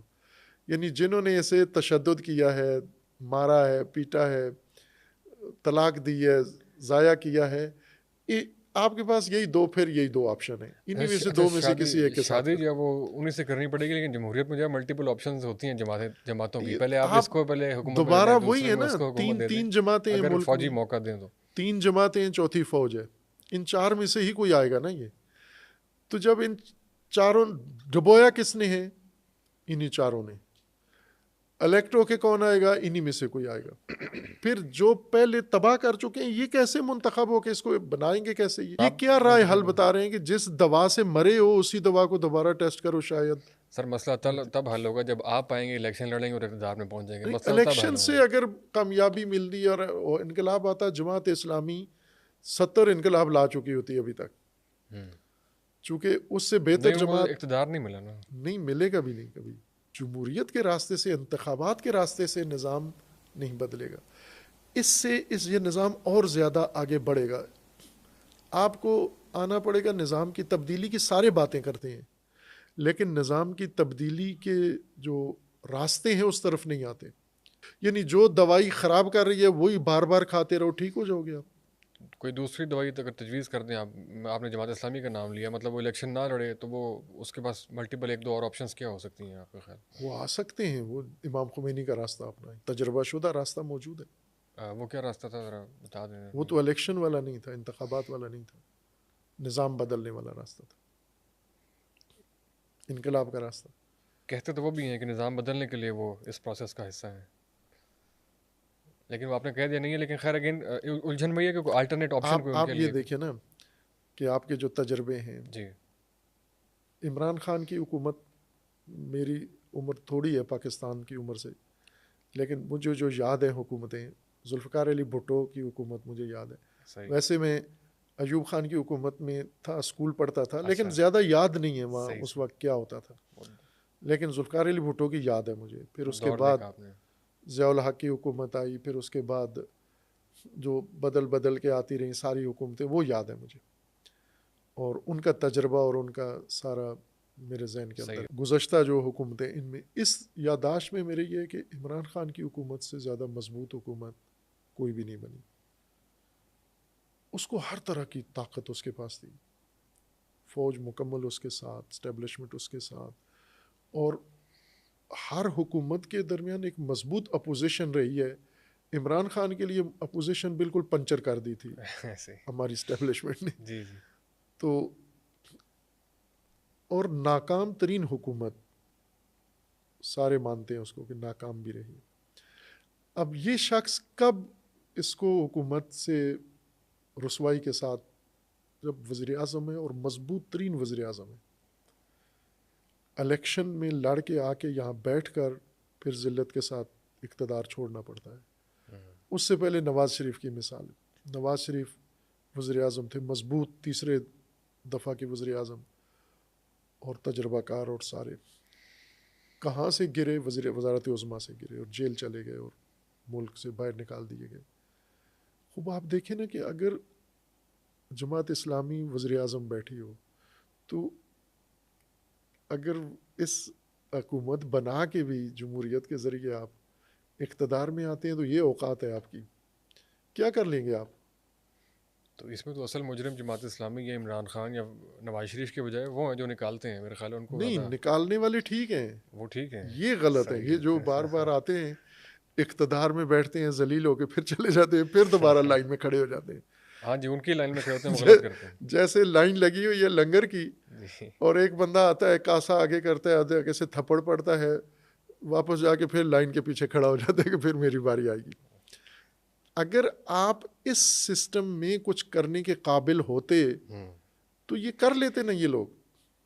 صحیح ہے سر، آپ کی رائے ہے، اس کا احترام ہے. آخری پوڈ کاسٹ کے حصے میں آپ نے عمران خان کا ذکر کر دیا ہے. عمران خان کی حکومت کو آپ نے کہا کہ ناکام حکومت رہی، لیکن اس کے باوجود وہ آج مقبول ترین آدمی ہے، اس سے شاید آپ انکار نہ کر سکیں. نہیں، یہ مقبول مقبولیت تھی. مقبول نہیں ہے، مقبول نہیں ہے. عمران خان تو اس ٹائم مقبول وہ آدمی ہوتا ہے نا جس کی خاطر لوگ جان دیتے ہیں.